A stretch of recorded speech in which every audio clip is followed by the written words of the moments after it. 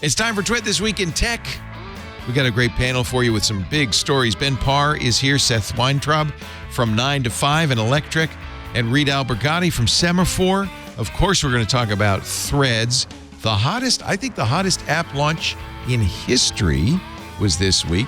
We'll also talk about AI, used for everything from writing articles to zapping pests, and is at the end of the line for Evernote. It's all coming up next on Twit. Podcasts you love. From people you trust. This is Twit.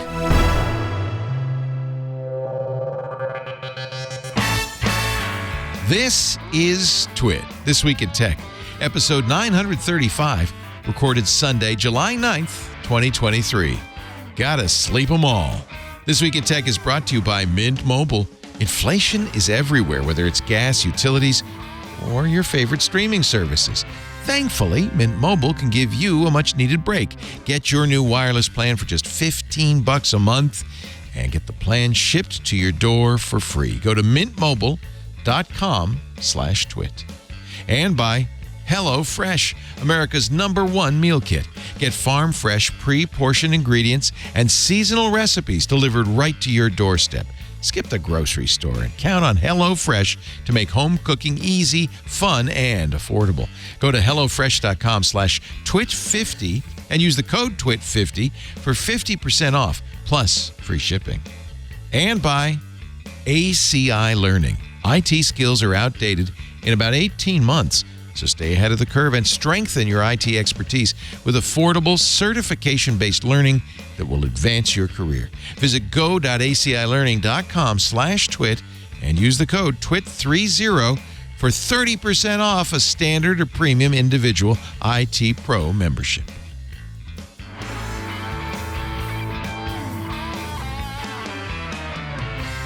It's time for Twit This Week in Tech, although we might be calling it This Week in Threads this week anyway. I'm Leo Laporte. This is the show where we cover the latest tech news. And no one more elite than Ben Parr joining us, AI guru, author of The AI Analyst, an AI columnist for The Information. Is that a new job, Ben? It is a new column. Yes, I write a monthly column where I get to say many brain thoughts on AI. That will be what I spend my time after this, trying to get the thoughts out of my head onto a piece of paper. Nice. No AI being used for that yet. Yeah, I stopped doing that because it's painful. Those thoughts really so painful. They don't want to leave my head. So I found it easier to talk. Anyway, great to have you, especially this week, because you were instantly on Threads and very active there. And so I'm looking forward to talking to you about it. The technology editor from Semaphore is also here, the great Reed Albergotti. Hi, Reed. Hi, how's it going? Good. Are you on Threads? Yes, I am on Threads. What's your thread count? I don't know. That's going to be a thing. It has no name. I don't know. I have reached Egyptian cotton level of Threads, and I hope it's long staple. That's all I can say. I have no idea. I'm not as good as Ben. I'm sure I get notifications that someone's following me every once in a while. Yeah, I turn those off. I'm not really right posting. away. It's great to see you though, and I love Semaphore, and I love your newsletter. You guys are doing a great job. You. Yeah, I was really pleased to see you move over there.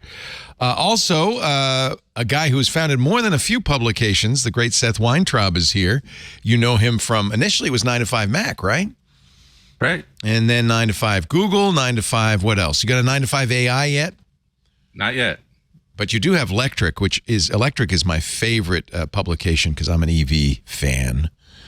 And he's on the Threads with the same handle he was on everything else with, LL Seth J. Yes. Get it? I love it. It's an old AOL name that's somehow stuck with me forever. Nice. I just haven't been able to shake it. Do you get on Threads and go ASL and ask people for their age, sex, and location, or no? You probably I don't do that. Stop doing that. Good. Okay. Actually, Seth is legendary, and I was very pleased. Electric sponsors a Grand Prix race of solar powered vehicles, which is really cool. It's called the Formula Sun, not to be confused with the Formula One. And it's a bunch of colleges every year get together and race their cars, and it's a lot of fun. It's a lot of nerdery, and look at these are so cool looking. Yeah, and they're fast. I mean, relatively fast. They're not.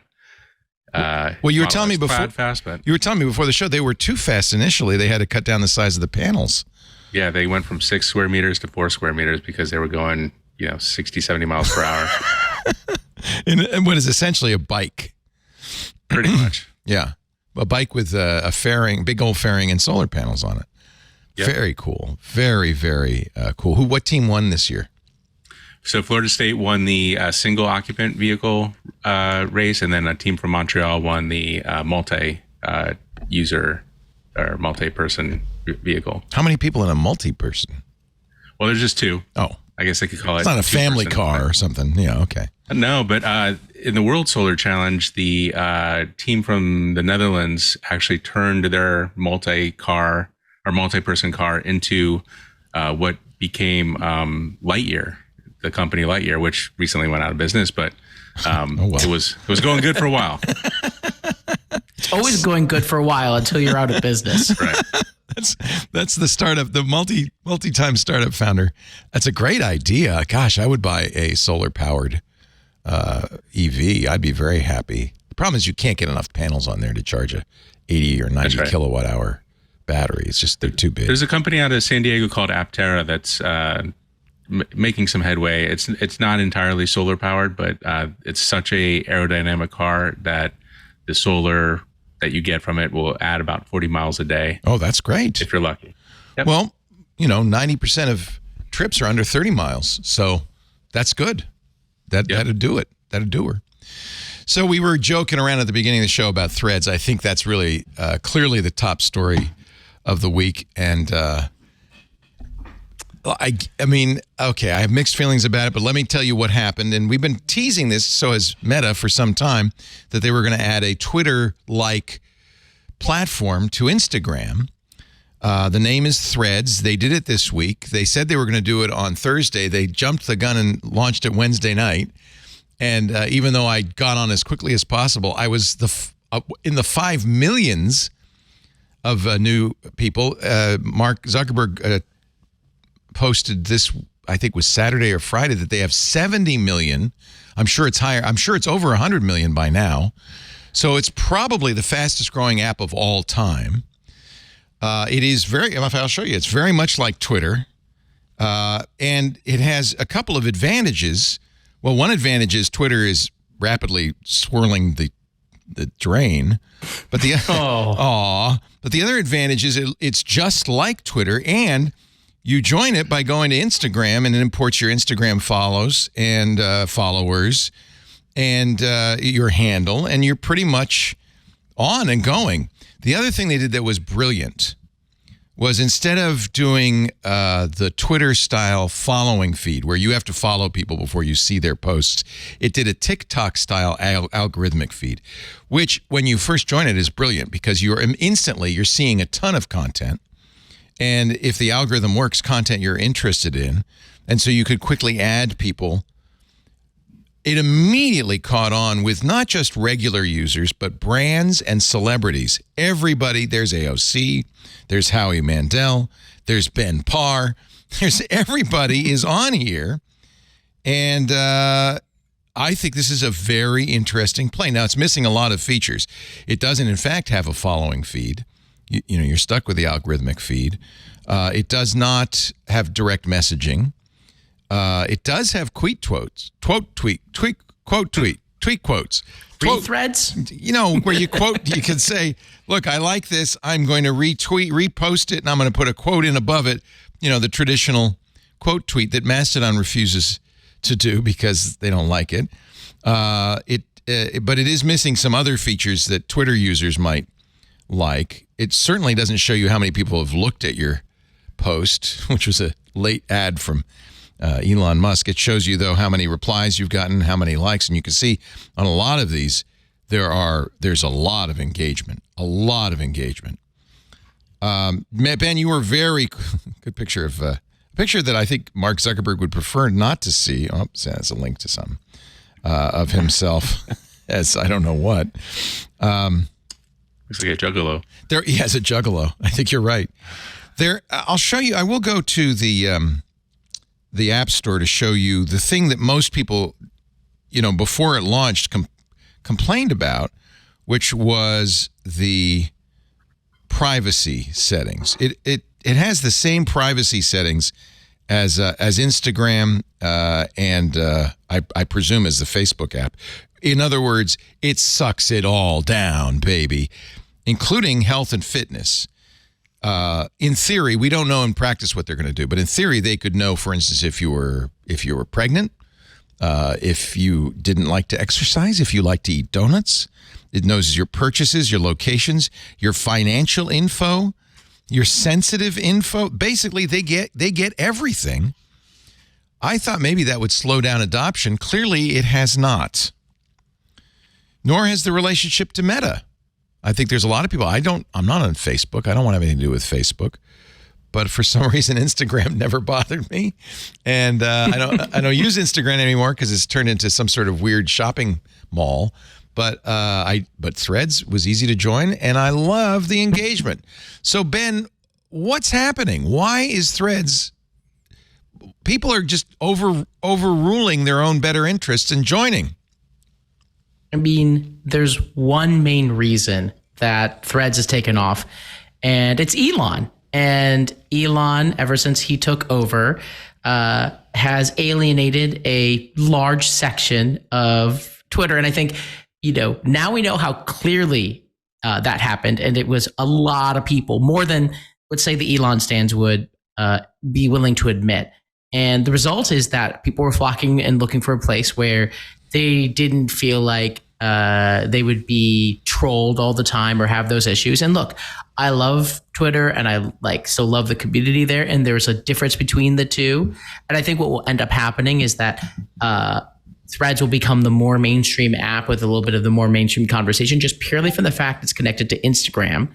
And Twitter will have a little bit more of a business bend and maybe a little bit of a right wing bend. But reality is Elon made missteps and it turned people off.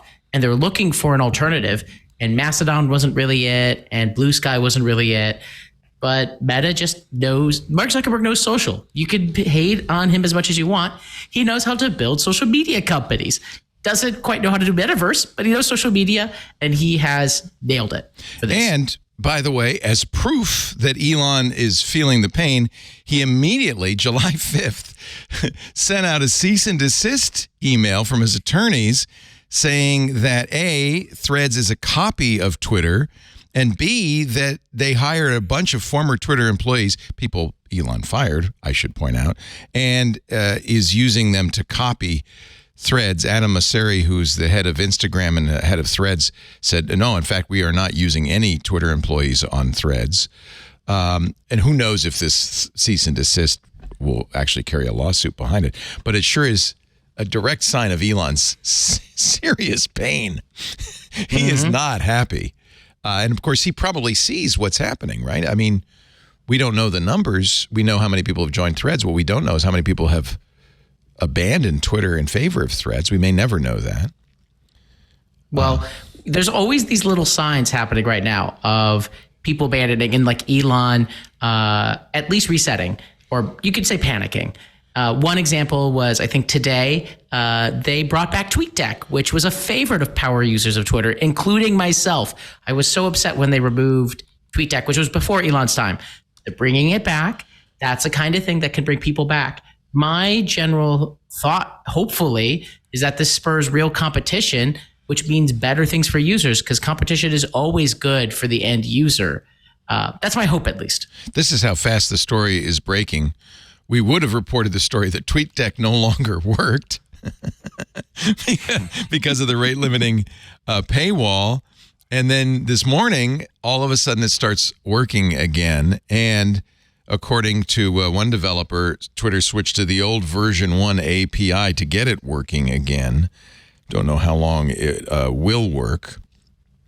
The old TweetDeck is actually kind of more important because you can you can act as different sites. So, me as a publisher, we have a bunch of different writers that have a bunch of different accounts. And the old TweetDeck was the only thing that we could get to, multiple users using multiple accounts. Plus, you could schedule posts too, right? Which I'm sure was useful for you. Yep. Yeah, I agree. That was the only way I used Twitter. I loved the old TweetDeck. So Twitter clearly is reeling a little bit.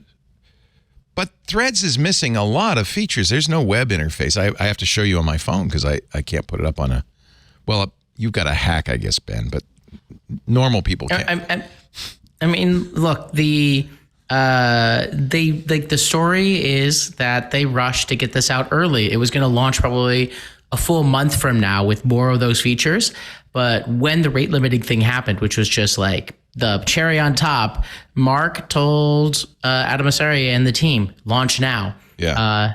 And I think his instincts were right. Most people were just looking for an outlet. And look, now every day they're going to launch something that is just a basic functionality. You now have the ability to have multiple feeds. You now have lists, and people will be excited over it. Just as a side note, we are Elon is the greatest PR person Mark Zuckerberg has ever had. Think about how we talked about Zuck a year ago. Yeah. 2 years ago. No. Yesterday. Now, yeah. Oh, what it is such a power move, because I don't know if we he tweeted for the first time in 10 years when he launched Threads, and it was just that Spider-Man meme of pointing at each other. He's having a blast. He's having the best weekend ever. He's good. Popping champagne, whatever. He's having the great time. How quickly we forget, though, that Meta's long-term strategy was to find something that was succeeding on the web, and if they couldn't buy it like Instagram, they would copy it like Snapchat.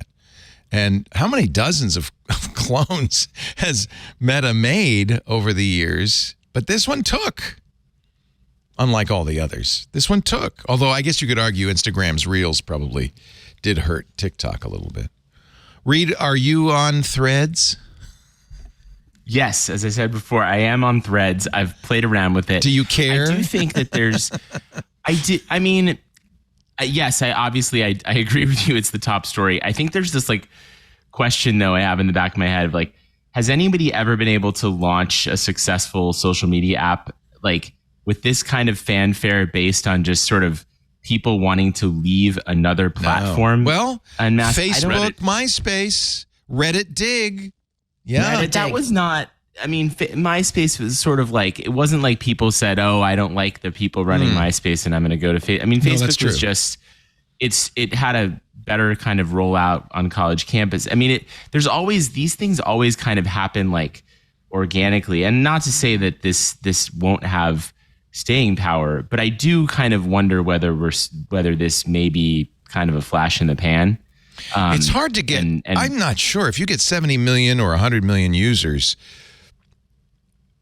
That's critical mass, isn't it? Isn't there a but point it's a lot of that is a lot of that is just their ability to leverage that Instagram, right? Graph, I guess, if you will. So I don't know if it's a pure 70 million, and it's what does it actually mean for Facebook, and what does it actually mean for Twitter? I don't know if this will meaningfully change Facebook's or Meta's, underlying business. And I don't know, we'll see. What is Meta's underlying business, by the way? It's still, it's still just selling ads on Facebook, right? Okay. And they want it to be good. They want it to be, a different sort of, they're looking to the future. That's the other part of it that I wonder is is this really the future? Is the future of tech and media just just more and more copycat apps of, sorry, I'm shaking my camera. Are there more and more copycat apps that just do the same thing? I'm kind of wondering whether Gen Z is going to start using something completely different, and what is that? How is Gen Z going to communicate? It was TikTok, and that did create a new paradigm. But unfortunately, some of the other new social networks they've tried to do like the Twitter copies. Be Real, for example. Oh, Be Real. Real was like a new idea, and like that completely has lost all momentum. Yeah. And I agree with you that, so the only reason Threads works is because of what Elon has done with Twitter and like the response to that. If Mark had launched Threads a year ago, it would have failed. 2 years ago, it would have failed. It would only work right now, and he knows. And like, I think the reality is there will still be two, and he can convince these specific celebrities who are not tweeting anymore to post on Threads because it's part of Instagram. And so there will be an audience. Both are going to still be there and survive. I actually think that it will make Twitter better, and like Threads will make Twitter better, and Threads will have an audience. And it's not like, my guess, and I can be wrong, is that it's not like Clubhouse, and has more real staying power, but it's purely by circumstance in a lot of ways. And look, if it works, sometimes if it works, don't try to like reinvent a wheel just because you can. It will be interesting to see if there's like another generational shift in the way social media works or something else. That is like the hardest thing to predict. All I can say right now, Elon messed up. We should. And when I say Gen Z, it's like TikTok is like the older Gen Z / millennial audience. I feel like the younger Gen Z. What a 20-year-old. I don't think we know yet. Yeah. Yeah, I think there's going to be something else, and it's not going to be Threads. So one thing that this has done, a couple of things come to mind. One is we were last week all proclaiming the end of social media. Those articles now have aged like milk. Two, it's still the same people who use Twitter. It is not the general, or maybe it is, I don't know, but I don't think it's the normal group of people. It's journalists, it's influencers, it's brands, it's celebrities. The same group that use Twitter were looking for a Twitter replacement, but that is still a fraction of the total world. And then the third question I have, actually, Seth, this might apply to you because you have a bunch of brands. I presume because you're doing brand marketing, you're going to immediately join whatever network people are on, right? For sure. Yeah. And we joined Threads right away, and we immediately saw like some big engagement. And also, like, as Ben said, like Twitter had been really rough on us recently. We can't auto tweet anymore. They pulled our TweetDeck, and we're verified. So like, I don't know how people are being treated that aren't, Well, they only can look at 600 tweets, and that's that, and you're done and goodbye. Yeah, so we were treated pretty poorly by Twitter, and every author there has to go through these extra hoops to tweet or reply or whatever. So when Threads came up, everybody was like, "Let's just do this. Let's be there. Let's see if this is the next thing." And the engagement has been great. Yeah. What does this mean from your point of view for Blue Sky T2 Spill? I mean, I can go on and on and on. I'm going to leave Mastodon out for the moment because there is a further story with the Fediverse. But what is it with all the other Twitter clones? Are they? I mean, they were in the same position. They didn't have the Instagram social graph to glom onto. But I think, is it done for Blue Sky, for instance? It feels kind of done to me. I don't think I've checked Blue Sky since. I haven't. Nope. It's hard for me. And Post News, and like, look, Post had already killed itself. I'm sorry. Post was already done. Blue Sky did just announce a new funding round. They think they have a very small loyal audience, but look, those people went to Blue Sky because it wasn't Twitter, and now there's something better, and they're going to go to Threads. There's no reason. There's no stickiness to Blue Sky or Agreed. T2 or any of the other. Yeah. You just go where the people are, and it's the people have voted. It seems like. Yeah, Threads sucked the air out of the room for all the Elon hating Twitter people. Like, they're just all over Threads now doing their thing. Well, Elon hating is interesting because we had 6 years of Zuckerberg hating, right now, which is crazy. Like you were saying, everybody loves the guy now. You think that Zuck hate was unmerited, Seth? No, I can't believe that I'm sort of rooting for Threads to work because I hated Facebook, Instagram. Me too. Nobody treated publishers worse than Meta. There was no Well, how do you feel when Adam Mosseri says, "Yeah, news and politics, we're not going to favor that"? I don't even know what that means. I don't know what that coming means. Coming out of there. So yeah, we'll keep an eye on it. I guess, like Ben said, I think competition between the two hopefully keeps them honest. Hopefully keeps them, fighting each other and making the user experience better. But I mean, Facebook and Instagram have not been great to users, or when they're in the position of power, they're not great to users or publishers or anybody. Yeah.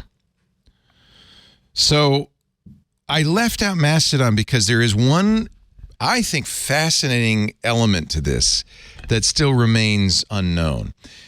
Before they launched Threads, they promised that they would federate, that they would support ActivityPub, which, if they do it, means that we run our own Mastodon instance at twit.social. I could follow anybody on Threads safely without joining Threads on Mastodon, which means all the brands and celebrities that refused to join Mastodon, and the subgroups like Black Twitter that didn't feel safe on Mastodon, they've all joined Threads. They could all be followed from Mastodon. Now, there are a lot of for some reason, I'm not sure I understand why, a lot of Mastodon admins say, we'll never federate with Meta. In fact, there's one guy said, I just blocked it already. It doesn't even exist. I already blocked it. But as a Mastodon admin, I think it's great. Eugene Rochko, who wrote Mastodon, wrote a blog post this week, What to Know About Threads, in which he said exactly what I've felt, which is there's no risk to Mastodon from Threads. There's nothing but benefit. Threads, Meta doesn't get any of your data. You won't see ads. There's no embrace and extinguish going on. The ActivityPub is open and is out there and is not going to disappear. So this is very good for Mastodon, which makes me think that Meta will absolutely back down on its promise and will never federate. There's no reason for them to. They've been successful, so successful, they don't need to, right? If they do, I think they will. That will be the real impact of Threads, is to make the Fediverse happen, which is really interesting. Isn't that? I think. Yes. Yeah. That's my thought exactly. Complete side note, when I hear the phrase Fediverse, I always think like the feds are going to come knocking down my door. It is the universe of federal agents. It is like the Marvel Cinematic Universe, but you got the CIA and you got the FBI agent, and they're going to all combine forces. I want to be very clear that Ben is a terrible name. Kooky. Maybe it's a terrible name, but the point of it is. But it is a really interesting concept. Yeah. I think it makes a lot of sense. Yeah, I mean, it's federated social network. So, it's not all Mastodon, by the way. That's just a small fraction of it. You can follow people from any part of the Fediverse to any other part. If Threads joins it, yes, they'll be by far the largest social network in the Federation, but that doesn't mean they take it over. It merely means we have access. To me, the best way to use Threads, the privacy-forward way to use Threads, would be to join a Mastodon instance and follow Ben Parr and Kim Kardashian and Cheetos, and just follow them on Mastodon. Then you get exactly what you want and no more, no less. I think there are some other issues, and I really do wonder if Mark will just say, "Yeah, that was a good thing to say when we weren't sure if it was going to take off, but we don't need them now." It feels like a 2/3 chance now he backs out, and a 1/3 chance he just says, "But I said I might as well do it anyway," because it doesn't really hurt. Doesn't hurt them. Meta. No. The only way it hurts them is if a large percentage of their users are looking at Threads from another Mastodon instance and they can't serve ads. That's how it could hurt, and that would be the reason they wouldn't do it. But who knows? I would love to see it. It should happen. Will it happen now? He's not thinking about that at all. The Fediverse would be a symbiote. It would be, I don't know, what is the bird that sits on the hippopotamus back and picks its teeth, or crocodile's back and picks its teeth? It would be the smallest little thing on the back of the giant behemoth that is Threads, and I don't think it would harm it or help it. It's just there. And it would help in the sense that it would make it look like it's not a centralized network. Yeah.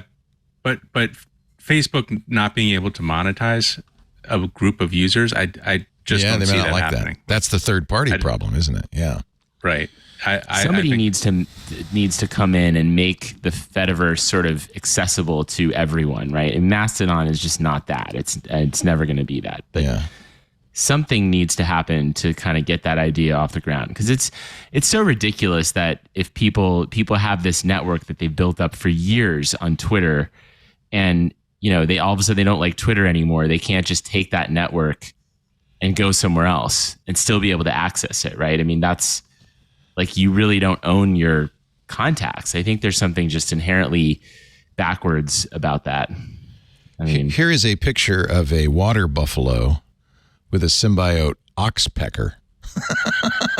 Mastodon in this metaphor would be the oxpecker, and Threads would be Wasn't the water. that your college nickname? I'm starting a new oxpecker. That's what they call me. Yeah. Oxpecker.com. Oxpecker.com. Don't Google it. I'm going to quickly reserve that name. Okay, well, I guess we've said everything amazing in less than half an hour. Everything there is to be said about Threads. Yes? What will we look for over the next couple of weeks what wins should we look for? Where should we stick our finger? No, that's not right. I meant, in the air like that. I mean, the next the closing thought, which is just kind of like, we're still like a weekend. This is like 4th of July weekend. It feels like 4th of July was a long time ago. Yeah. Right.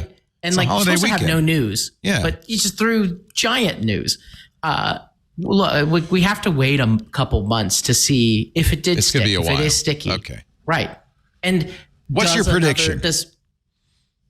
My prediction is that Threads and Twitter coexist. Threads is bigger. How much bigger? I don't know. Threads is just a different kind of conversation, a little bit more TikTok-like, a little bit more unhinged, less business. And Twitter becomes a little bit more business, and Twitter's a little bit more like politics. And Twitter gets better because of this. Those are my safe predictions. Does Threads get to 1 billion users by the end of the year? I don't think so, but we'll see. Reed, do you want to make a Basically, it's just prediction? scattered. Oh, go ahead, Seth. Go ahead. I mean, I don't necessarily disagree. I mean, I think what you're kind of saying is it's like, the future of social networking is just scattered, right? Like, people are just, because there's doing different Discord, things. and people are using. I know families that use Slack. There messages, Telegram. There are all these places that are more private, no advertising. This is where the Fediverse is kind of interesting too. It's like, if the world is really scattered and there's like 18 different social networks that you're using at any given time, it just becomes really unwieldy. And like, then you sort of need something to kind of like unify it. I've been using this app called Beeper, which is kind of interesting, that like takes all your messages. I'm just playing with it, but like, you have Slack and iMessage and, every, LinkedIn, whatever, it's all like in one place. And it's really useful. I mean, it's so hard to keep track of like everything that that you're posting and messaging these days, I think. So that is one complaint people had. I imagine you have too, Seth, which is, does Hootsuite work with Threads? I mean, how do I? I was just going to comment on that. Yeah. It doesn't yet. And, like it's just going to become more complicated. Like we're going in that direction. It would be nice if there was like a Hootsuite type top level thing that would shoot out to all the, other stuff. And maybe Meta will make something like that does its programs. And then, Twitter and some other groups will do something else. It's hard to say like right now. I know that Threads is here to stay. I think it'll be around for a while. I don't think it's going to be like Google Plus. And I think Meta, I know. I don't think Meta's going to give up on anything that quickly. I'm unashamed that I loved Google Plus. I did too. And look, And I got 500,000 followers on Google Plus, so of course I loved it. Please, Meta, I am not above being on a suggested user list. I am not above begging. But if Google had just not turned that off and had just kept going with it, it could have taken advantage. Like, For sure. Google could have absolutely done it too. This is just timing. But the reality is, Google is not an expert at social networks. Meta is. That is their core competency. Yeah, but ironically, the one thing that made Threads take off is something they stole from TikTok, which is a pure algorithmic feed as the default feed. And Google, you know what? Had people known about that in Google's time, Google Plus time, maybe they could have saved Google Plus with that. That's how YouTube works. When you go to YouTube, you don't have to follow a channel before you can see the videos. It recommends immediately. And so maybe YouTube gets credit for inventing that. Certainly TikTok perfected it.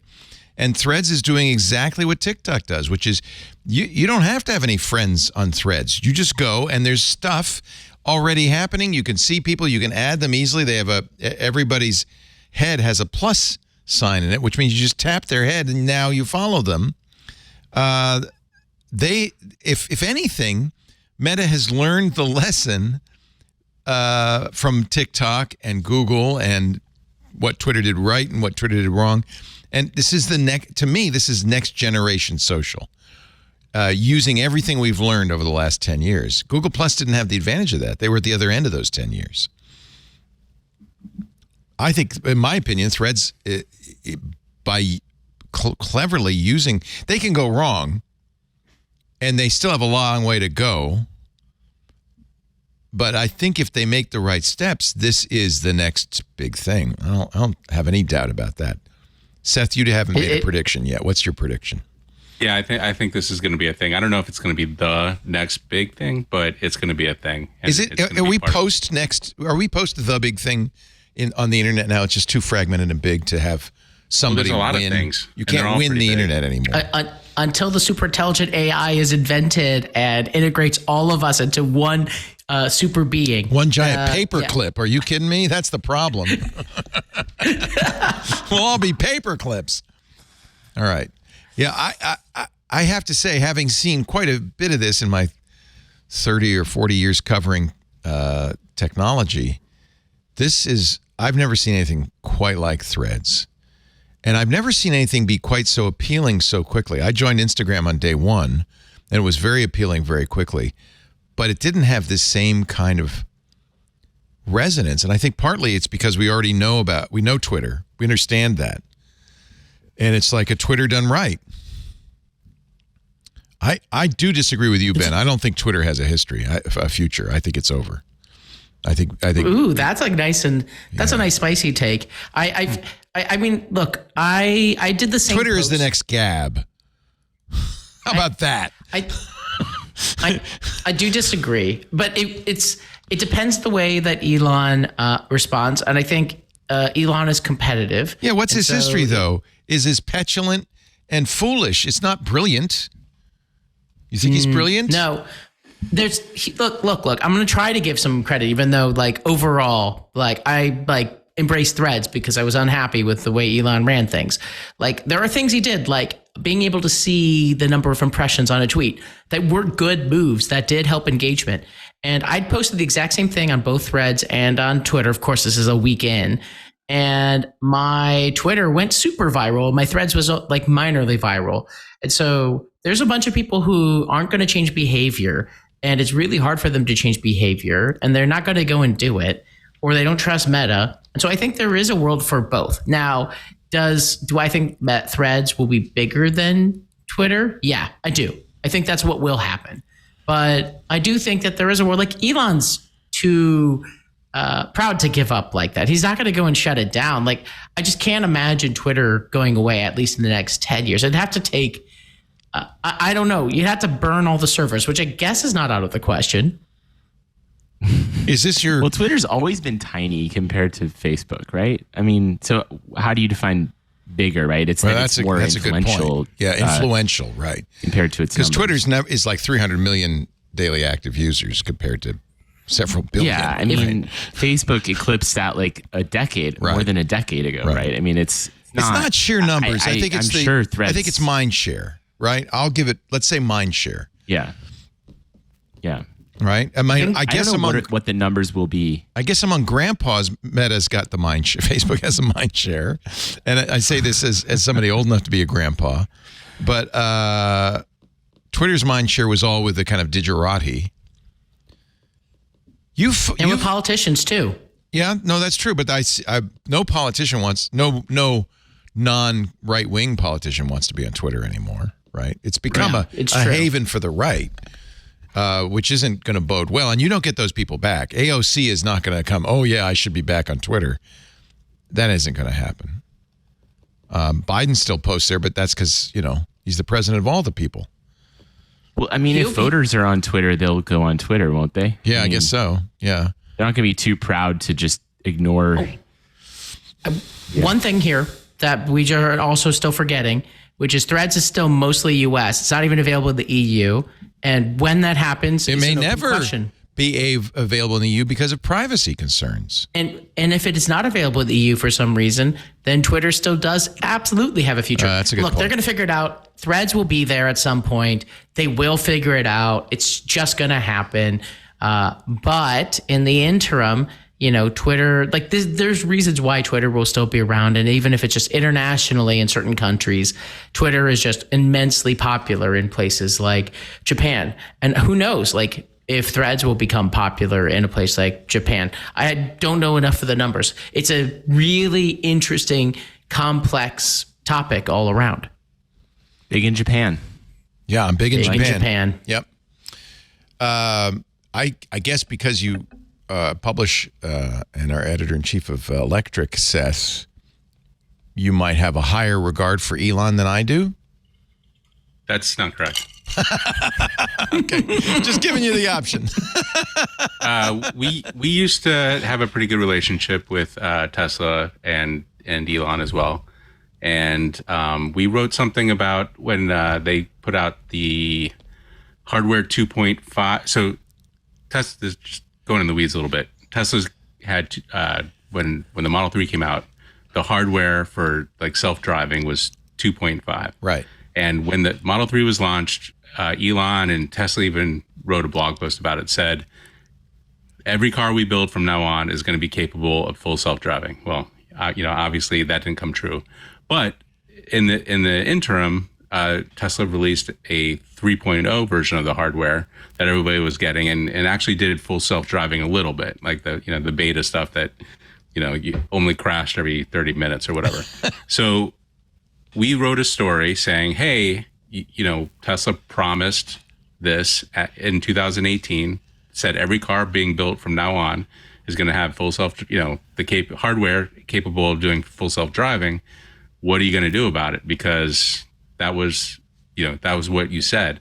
And that day, Elon blocked Electrek, blocked the wrong writer, but one of the writers of Electrek, and never we were persona non grata at that point. How dare you call him out? Yeah.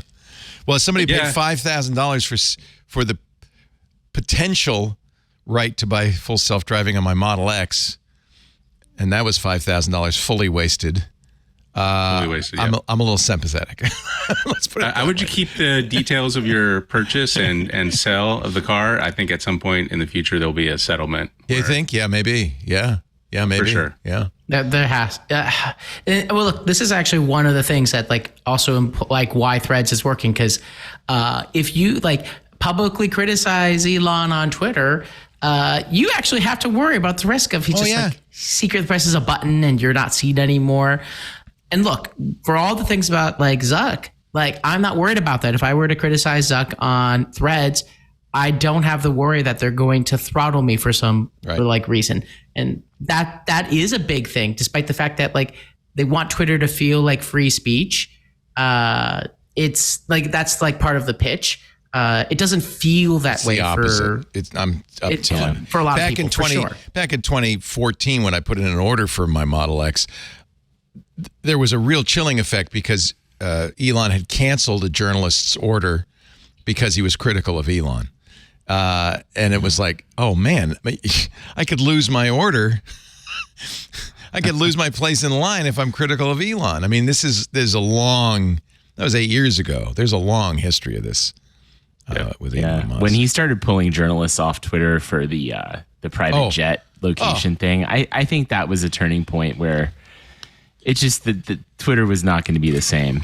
I don't agree that it's going to go away completely, but I do think it sort of changed its whole meaning. And incidentally, just kind of related, Elon Musk's jet is now on Threads. So if you want to know where Elon is, it's on Threads.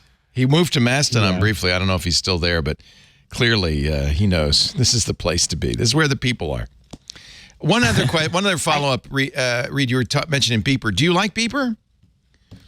I was on the wait list for like 2 years. I have been too. But I think I was really excited when I suddenly randomly got a message that it was off the wait list, and I think it works great.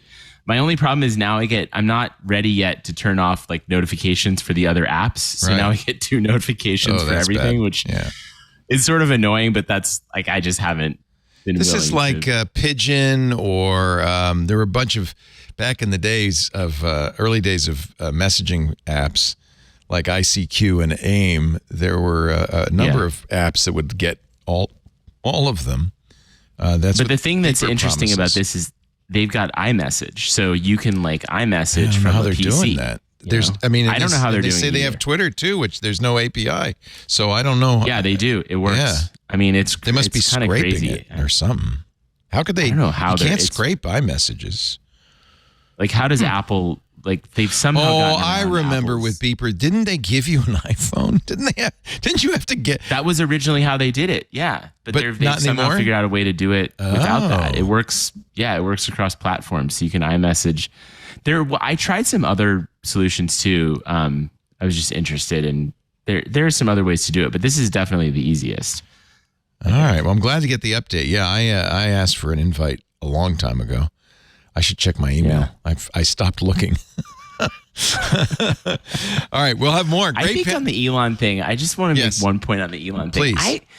I mean, I agree. He's childish and sort of, I think, petty at times, and reminds me of I wrote a book about the Lance Armstrong, and a lot of that reminds me of Armstrong too, the way he treats his critics. But I mean, the guy's you have to have some respect for what he's accomplished, right? And I think, I mean, Ben was kind of making this point too, but I mean, the guy is I would not count him out on Twitter if that means him stepping back or whatever he has to do.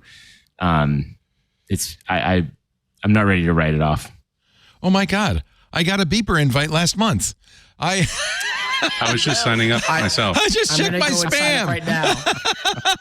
I just checked my spam. Thank you, Reed. Thank you. Downloading it right now. There's a reason you invited me. Well, I just gave up and stopped looking for the invite, and I just checked. It was in my spam folder, but it's there. Oh. Wow. So I'm downloading it. It's on Linux too. I'm downloading it right now. That would be huge if I could get Android and Messages and iMessage and Slack and everything all in one app on Linux. That'd be amazing. Yeah. Let me know how I will. Our show today brought to you by Mint Mobile. Love these guys. From the gas pump to the grocery store, your utility bills, your favorite streaming services, everything costs more these days, right? Make it stop. Well, I'm going to give you one thing that's going the opposite direction. A much-needed break. It's Mint Mobile. Mint Mobile is the first company to sell premium wireless service online only. They pass the savings along to you. No retail stores. They let you order from home. You save a ton. Their phone plans start at just $15 a month. I've been a Mint Mobile user for 2 years now. Saved a huge amount of money compared. I have to, for work, have accounts with Verizon, AT&T, and T-Mobile. And I have to say, if I add up how much I'm spending for those guys and how much for Mint Mobile, I've saved thousands of dollars with Mint Mobile. And yes, they have inflation, but it's going the other way. Mint Mobile's inflation is they give you now more data for your $15 a month than before. For everyone looking for extra savings this year, Mint Mobile offers premium wireless for just $15 a month. By eliminating the traditional cost of retail selling online only, they pass significant savings on to you. Now, let me tell you what you get. All plans come with unlimited talk and text nationwide, plus high-speed data delivered on the nation's largest 5G network. You can use your own phone. They'll send you a SIM or use an eSIM, and you'll be up and running on your existing phone for no charge. Or buy a phone from them. I bought an iPhone SE from them. It was very affordable, and with the $15 a month plan, man, I was saving big time. Mint Mobile. Switch to Mint Mobile. You get premium wireless service starting at $15 a month. Bring your own phone. You could port your phone number over, keep your contacts. It's just a great deal. In fact, honestly, you'd be crazy not to do this. Get your new wireless plan for just $15 a month. That's all in. How much are you spending right now? Get the plan shipped to your door for free. Go to mintmobile.com/twit. Mint, M-I-N-T, like that minty fresh flavor. Mintmobile.com/twit. I even wear mint green Mint Mobile socks to celebrate. And I'm wearing a mint green shirt today. Cut your wireless bill to $15 a month. Mintmobile.com/twit. We thank them so much for their support. Reed Albergotti's here from Semaphore. Ben Parr. Ben, you got a new column. I'm so happy for you on the information all about AI. Tell me about the book, though. What is this book? The book? Which one? Which one? Book? The AI Analyst. Oh, that is my That's newsletter. the column. Oh. So I have two. I have my column on the information, so you can go to the information and just like find my name. I have my first two columns up there. It's a new thing. Oh, and then you have a Substack kind of, or is it a Substack? What is it? It's a Beehive. Beehive. I'm using Beehive. Hey, how do you like Beehive compared to Substack? So far, it's for me who wants a tinker. It's much better because you can tinker and you can change things. I'm hearing a lot. It's Beehive's different. new, but I'm hearing a lot of good things about it compared to the other newsletter platforms. Huh. Oh, look at all the stuff you've written here. And you pretty much, by the way, there's your appearance on episode 915. You pretty much focus on AI nowadays? Focus mostly, although my most recent one about threads did upset some people. Elon should be worried? Yes, that one upset some people.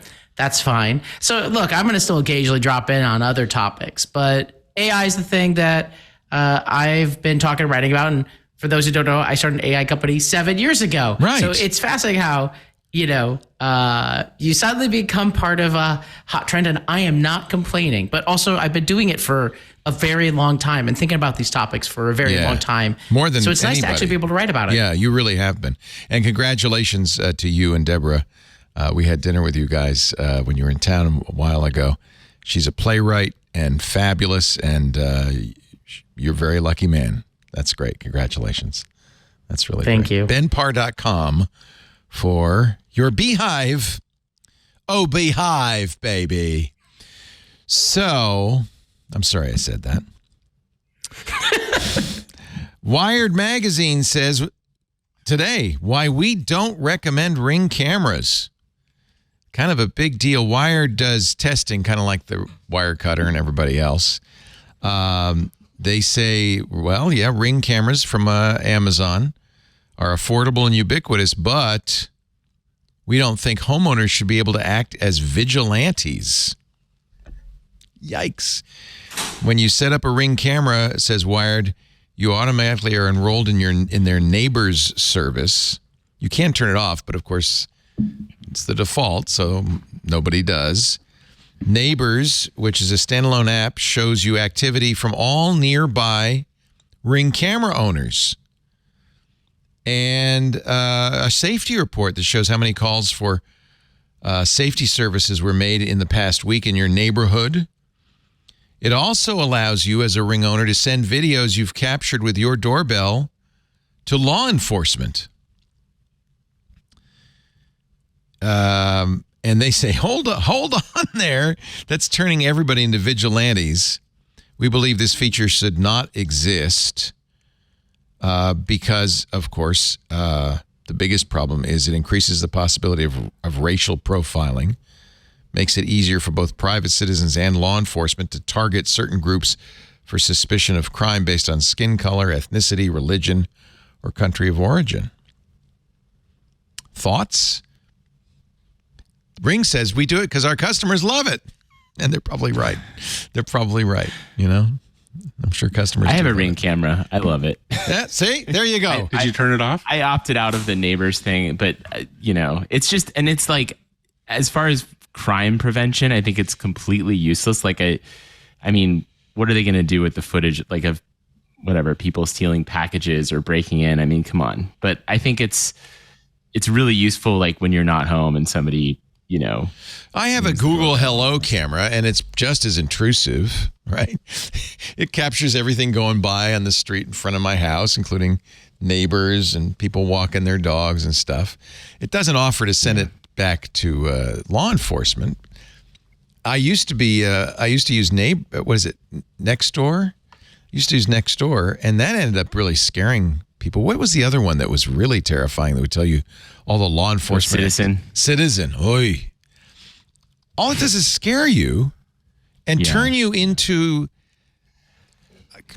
kind of a racist agoraphobe.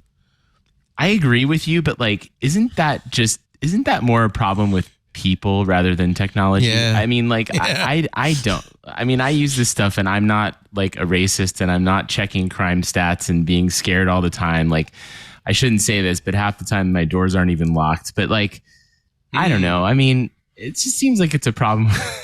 It is a people problem. People are terrible. But it's like people are people, right? Like, they're, whether they have the Ring camera or not, they're gonna. Do you have anybody doing magic on your Ring camera? See, I think that's cool. I would go around the neighborhood doing magic. Yeah, I think. I have to agree with Reed on that one. Just for most people, I could that's a useful feature. I have one for my home when I'm like away to just like check on stuff. Like, it's useful, and like the Wired article doesn't have like, here's the alternative. Right. So like, I need something, I want something, and I still fall under the thesis that just the vast majority of people do not care about some of these like larger societal issues or privacy issues or things like that. They're like, what can solve my problem of who's at my door and who's trying to steal my packages? And Ring does a very good job of it. All right. I had a Ring camera for a long time, and they were an advertiser for a long time before Amazon bought them. I do like a doorbell camera. What do you have, Seth? So I have a Google one, just because we have a bunch of Google stuff. I think the problem here is that it defaults to sending video to the cops, right? Like, because we know, like, for instance, I was told that if the default on your license was organ donor and not organ donor, that we wouldn't have any organ donor problems because everybody would just be like, right. Oh, whatever. They do the default. Yeah. Right. So the default is a big deal. Like, the default web browser on a phone or a default search engine, that is the search engine. So I think Ring could probably say, hey, look, let's just not make the default, or during the setup, you can choose one or the other. But, I think the default, people know that everybody's going to be sending their video to the cops. Maybe cops in some certain areas aren't, the best civil rights people. So, I understand, like, Wired's concern that a lot of cops are going to probably get a lot of footage that maybe they shouldn't have the right to have by default. So the easy fix is Ring could just say, during a setup, just say, send it to the cops, don't send it to the cops. And I'm just happy cops are trying to solve crimes at all. Like, I didn't. No, in some areas, you must live topic. in San Francisco, Reed. In some areas, I mean, I don't live in San Francisco, but I mean, yeah, like, San Francisco is going through, hell right now because nobody wants to stop crime. It's like, I mean, I don't know. What are they exactly doing with the footage? Like, there's so much. I mean, I don't know. Like, we villainize these cops, and there are some bad ones, obviously, some bad apples. But I mean, it's like they're probably just trying to get footage to solve some crime. Like, that's What else? Yeah, I don't mind it so much. It's just I noticed that it turns people into kind of paranoid. You know what? I stopped looking at Nextdoor for that reason, because it just was like, there's a strange person, a strange black man walking around in the neighborhood. What is he doing? What is going on? And it just makes you kind of crazy and concerned. And I think Citizen, even worse. You start turning into one of those people cowering in their homes with shotguns. Somebody knocks at your door, you blow their heads off. It's not a good thing. I turned those notifications off. I didn't want to have all that negativity all the time. It's negativity, yeah. And it eventually kind of gets into your head, I think. That's why you should probably turn off network news and 24-hour news channels, because it just gets into your head after a while. That's what I was going to say. People used to say the same thing about the news, right? You start to think the world is a horrible place. You watch the news and you think there's way more crime than there actually is. And then you watch the cop shows and you think that way more crimes get solved than actually do. Right. Your whole view of the world is completely easily wrong. skewed. And I guess the problem is people again. The problem is people, not those things, but still. We blame technology now for like every problem with society and humanity. Good it's point. like, I don't know. I mean, we should be asking these questions, and I think it's an important discussion to have for sure. I don't mean to minimize it, but I mean, at some point we're flawed. Well, that's why I, for one, welcome our AI overlords. They say that AI should have human values, but that scares the hell out of me. There's a terrible idea. Let's hope it does better than we do. This from the Wall Street Journal. Your school's next security guard may be an AI-enabled robot. Talk about a headline designed to scare you, right? One school in Santa Fe High School, using these 360-degree camera-enabled patrol robots. Look, it's got a big loudspeaker on it. Hey, you kids, get away from there. Among other things, it does face recognition. It starts to notice when kids gather, and when certain kids gather, maybe I think some of this is a response to all the school shootings, right? In Andy Sanchez, who does sales for the robots distributor in North America, Team First Technologies, says, in the case of an active shooter, the robot could alert the security team. It could move toward the intruder and transmit video footage that informs the officer's course of action. It's not armed, but it can confront intruders. And human security team members would be able to speak to the intruder through the robot's communication system. They turned them off weapon detection features. It does not have face recognition. I should clarify that.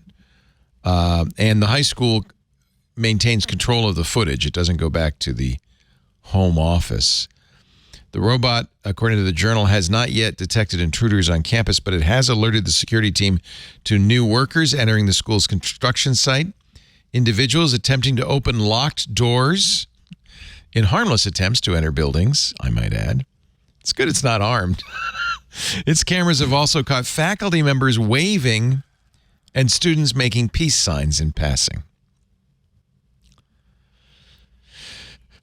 One student said, I don't think the robot will change our behavior. It'll just be funnier, just different. And a drama teacher says, I already feel safer.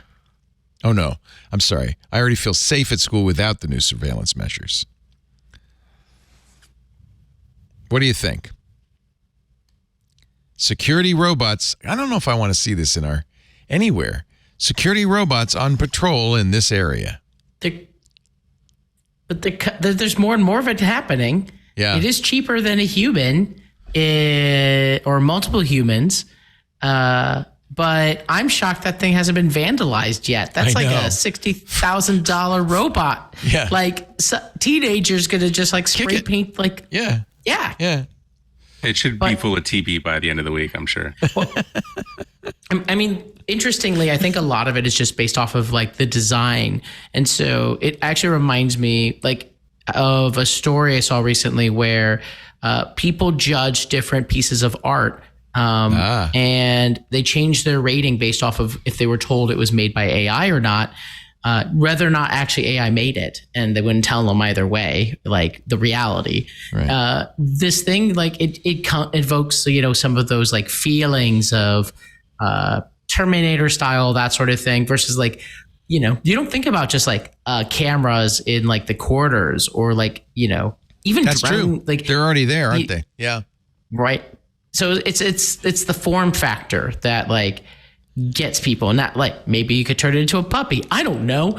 But it'll be tested more and more. And it'll get more and more sophisticated. It'll get cheaper and cheaper. But to be widespread adoption feels decades away, if ever, because like the other piece is like a robot can't solve some of the human problems that people have. So interesting supplement, interesting experiment.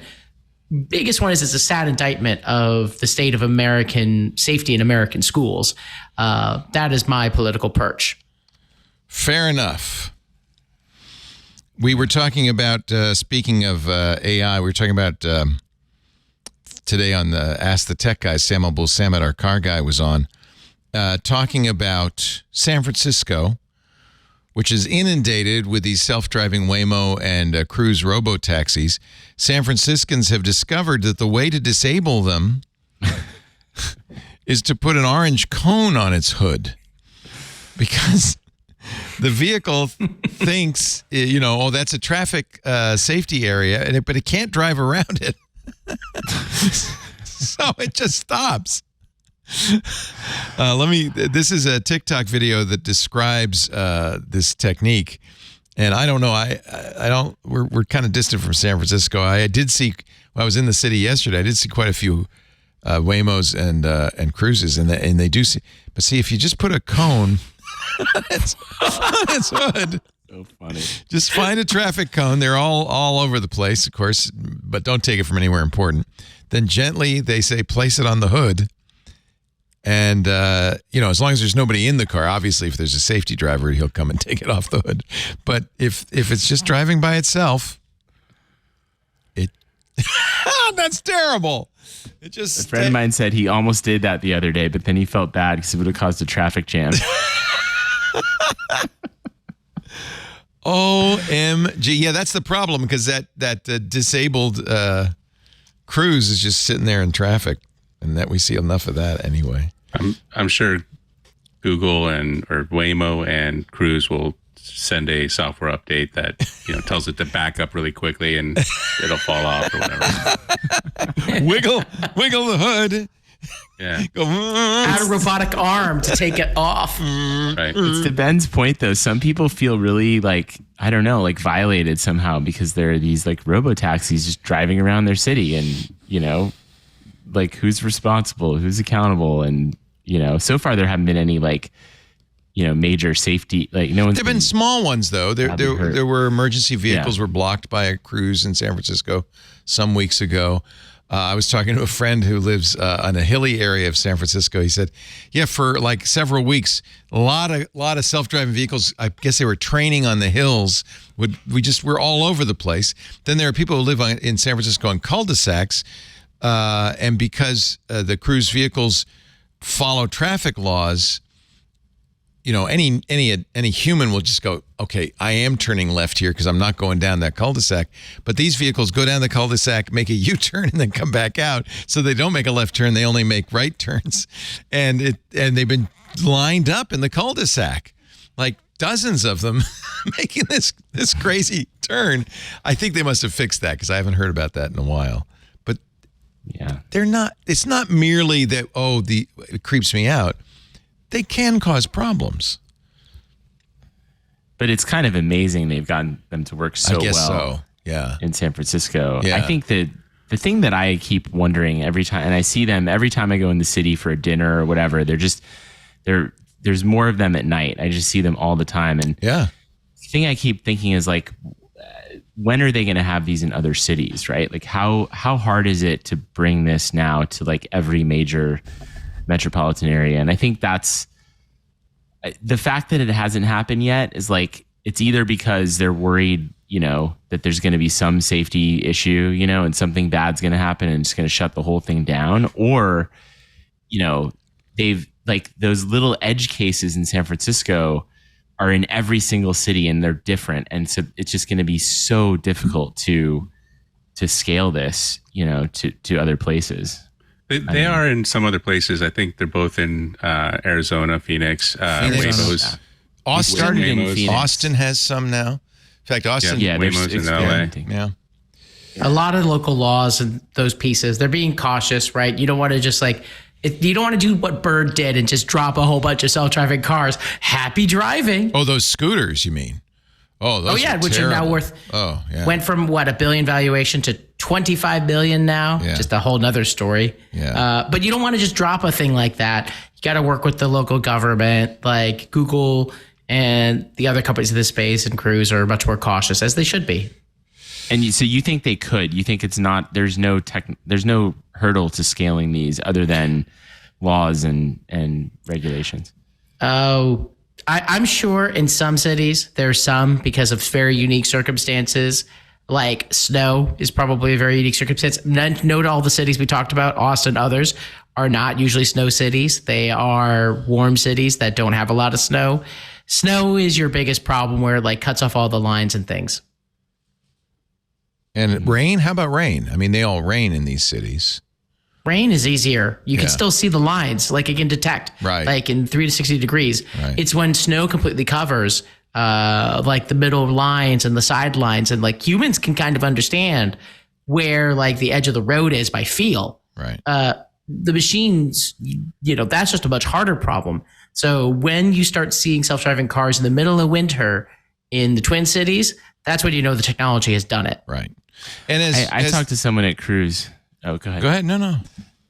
I was just going to say, I talked to someone at Cruise about it the other day, and it was I think the message was, don't underestimate how difficult it was to make it work in San Francisco, and, how long that took, and sort of how bespoke it is, I guess. And I think that's it'll be interesting to see, because nobody wants to none of these companies want to just invest all that manpower in every single city.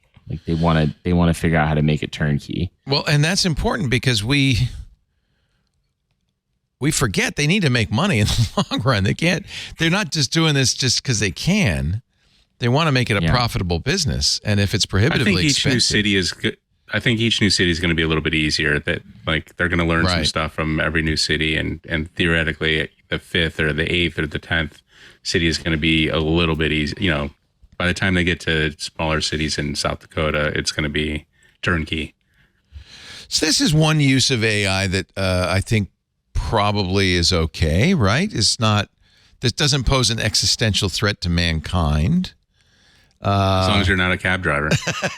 Yeah, true. It's probably bad for, although I think about, we were talking about this earlier, I think about what happened in New York City when Uber took over. It didn't get rid of cab drivers. It just meant there were far more cars on the street, and it was worse for everybody except, I guess probably was good for subway use. It got really gridlocked for a while because of all the Ubers on the city streets. Gizmodo, another publication. Do any of your publications, Seth, use AI to write articles? So we use Grammarly sometimes. That's fine. We use Grammarly too. That's good. Yeah, so I kind of view AI as the next step in that regard. So we don't use AI to write articles. We have no plans to do anything like that. We know that some of our competitors are doing it. Red Ventures and CNET have obviously. They love it. It's painful for me since I wrote a column for CNET. It's so painful for me because if it were, because the initial stuff was just it was just not good. It's not good. It wasn't. I mean, it's a horrible branding move. Why are you why are you announcing that you're going to use a not mature technology to write, basically garbage? We had Connie Guglielmo on right after that came out. And she said, well, these are articles no human wants to write. They were in the personal finance section. Basic stuff that no person wants to write. So we have the AI write it, and then we have an editor check it. But what did come out later was there were some real concerns about accuracy. There were big mistakes. Yeah. So here's the story from the Washington Post about an AI-written Star Wars story at Gizmodo. Now, one group you don't mess with is Star Wars nerds, right? A few hours, the story goes, after James Whitbrook clocked into work at Gizmodo on Wednesday, he got a note from his editor-in-chief. Within 12 hours, the company would roll out articles written by artificial intelligence.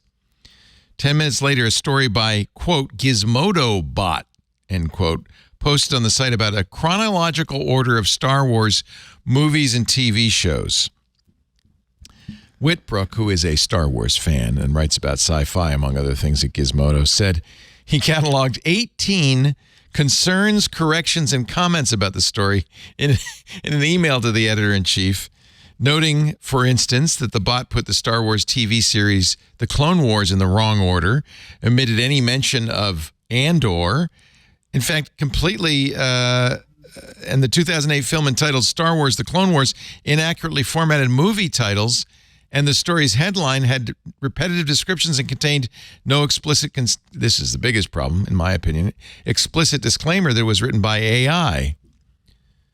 The story was error-riddled and, more importantly to the staffers, actively hurt our reputation and credibility.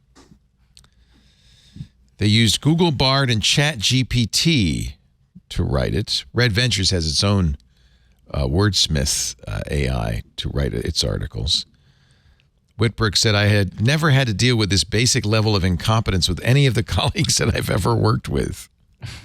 If these chatbots can't even do something as basic as put a Star Wars movie in order one after the other, I don't think you can use it to report on anything else. I think he's got a point. I mean, that's a factual matter. You cover AI. Can you defend Gizmodo, Ben, or was this just an inappropriate use of it? It's a bad use of it because there are much better uses. And I've thought a lot about AI and journalism kind of over the short and long term. There's this great report from before ChatGPT came out by the AP showing where AI is already being used for certain things. So I'll give you my general stance, which is we're already seeing AI being used for the really straightforward stuff. Like if you're reporting on a local sports game, the format is straightforward. Put in the numbers, there's names of players. Those things are already automated a lot by AI, and it's in part because there are no local reporters to report on those things anymore. Right. Which is unfortunate, but the reality. And so there's a whole world of that. But we're definitely going to see more of it. And it's in its infancy, but it is also the worst it will ever be. And so we're going to see more experiments like this. This is not a good experiment because they didn't have the support of the staff. They didn't do any fact checking out, which you must do with AI. The AIs of today don't fact check. They're not that smart.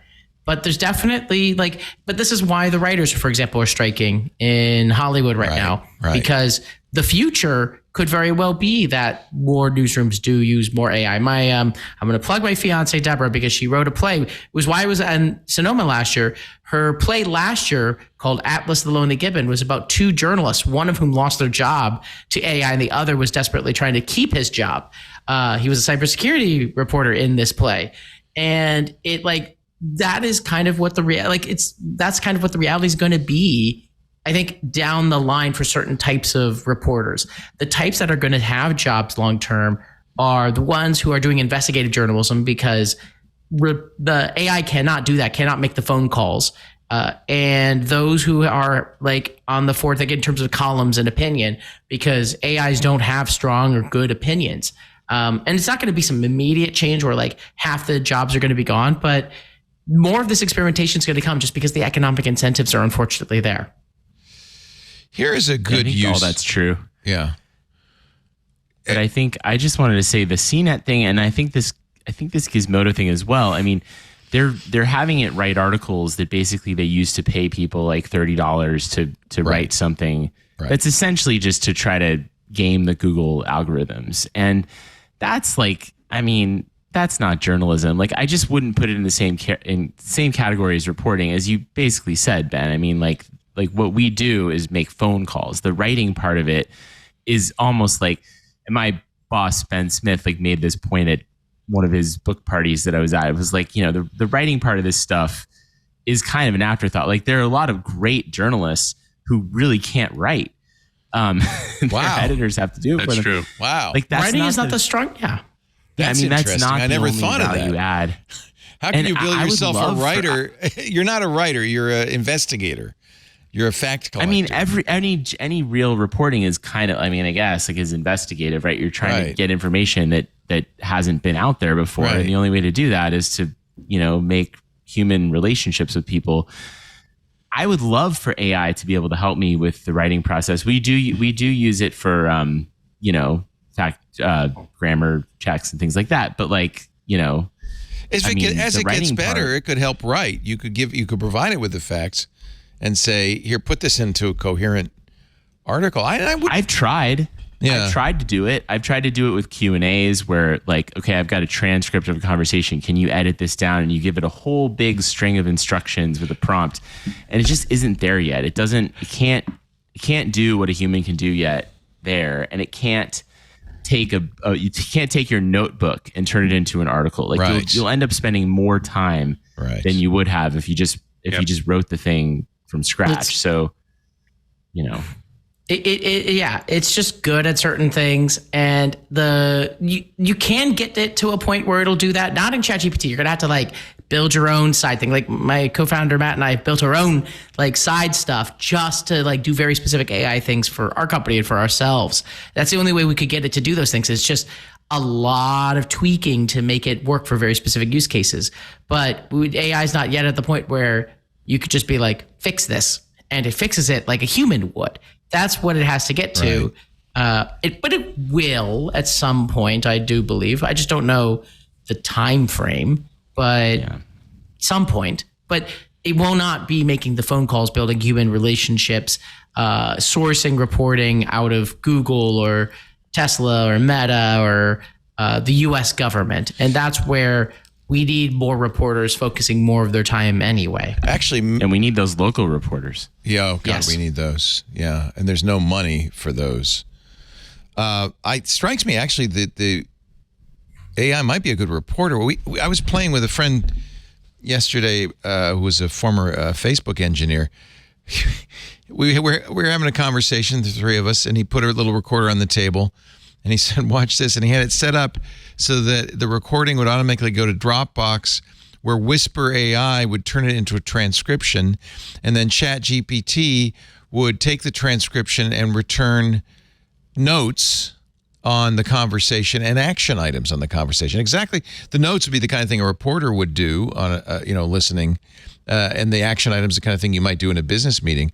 And it was quite good. It was almost instantaneous. We'd finished the conversation and he said, okay, now here's the notes. And it was actually really good at picking up, tidbits. I guess there's a lot of judgment for a reporter on what to keep track of. So maybe it would lack that, but it might save some time on that end. Maybe it's better on that end than on the writing end. Well, any profession, you should be trying to figure out how to use these tools, right? Yes, that's right. That's right. You're going to fall behind. And we've been using, like you said, Ben, like we've been using AI for a long time. If you define it that way, right? It's really machine learning. But like, I remember, when I was at the Washington Post, like I trained an algorithm to scan apps in the, tapped into the API. You could scan App Store reviews. And we were trying to find like certain, certain types of content. Huh. And it works, works incredibly well. It's a powerful tool. And all of these large language models will be very powerful as well. When you're talking about it being a good reporter, it kind of makes me think about how like there's like the LinkedIn era sort of journalist, and there's this strategy of just basically LinkedIn messaging like every single person who could possibly give you information. Like that actually be very good at that. Automated. Yeah. I mean, and then the people who respond, the 1 out of whatever 20 people who respond, like you just, you start talking with them. Do you identify yourself as an AI that's contacting people, or do you pretend you're human? I mean, I think you'd have to pretend you're human, which would be unethical. Yeah. So you can't really do it. But I mean, you're not far from an AI if that's how you're doing your reporting, right? So yeah, I guess. There's already companies using AI to automate like all their outbound email. I know it's happening to success for some. There's all sorts of crazy stuff happening. Like, Superhuman, the email app now has like AI feature. I have it. You click a button and it like will turn your random thoughts into a pretty into a decent email. Yeah. So it's like you have to just expect that a quarter of the emails you write are at least 50%, quarter percent, some percentage written by AI. A whole different topic of once like most everything is just written by AI is talking to other AIs. Whole different world. I'm sure it's happening. Yeah. I was, when I got this demonstration of, our conversation being transcribed and then noted, I thought this would be a great thing to do with all our podcasts. We don't have the manpower to do. Nobody would lose a job because we don't have the manpower to have somebody take really thorough show notes and publish them. But if an AI could do that quickly and easily and basically for free, that would be a huge benefit to listeners. Made me think. But do you publish transcripts of the whole thing? We do. Yeah. I mean, you could just scan those. And then you scan those and then summarize or make action items or whatever. Go ahead. I think one thing that like it's kind of scary is like, what does a world look like? A publishing world look like when every single publisher has access to a fairly good AI. So we could publish 750 articles on the new iPhone in a second, and all of our competitors could do that, and 500 blogs and publications that we don't even know about could do the same thing. So then all of a sudden you have a glut of content that all kind of looks and acts very generic and very similar theoretically. That's not going to be good for anyone. Like who's going to want that? Like Google certainly doesn't want that. Like Google would become useless at that point because anybody who's doing original reporting is going to be buried under 700 different AIs doing, like large language model reporting. So I think the human piece is going to be more and more important as, that's the CNETs of the world go in and just, lay off their writers and build up an AI.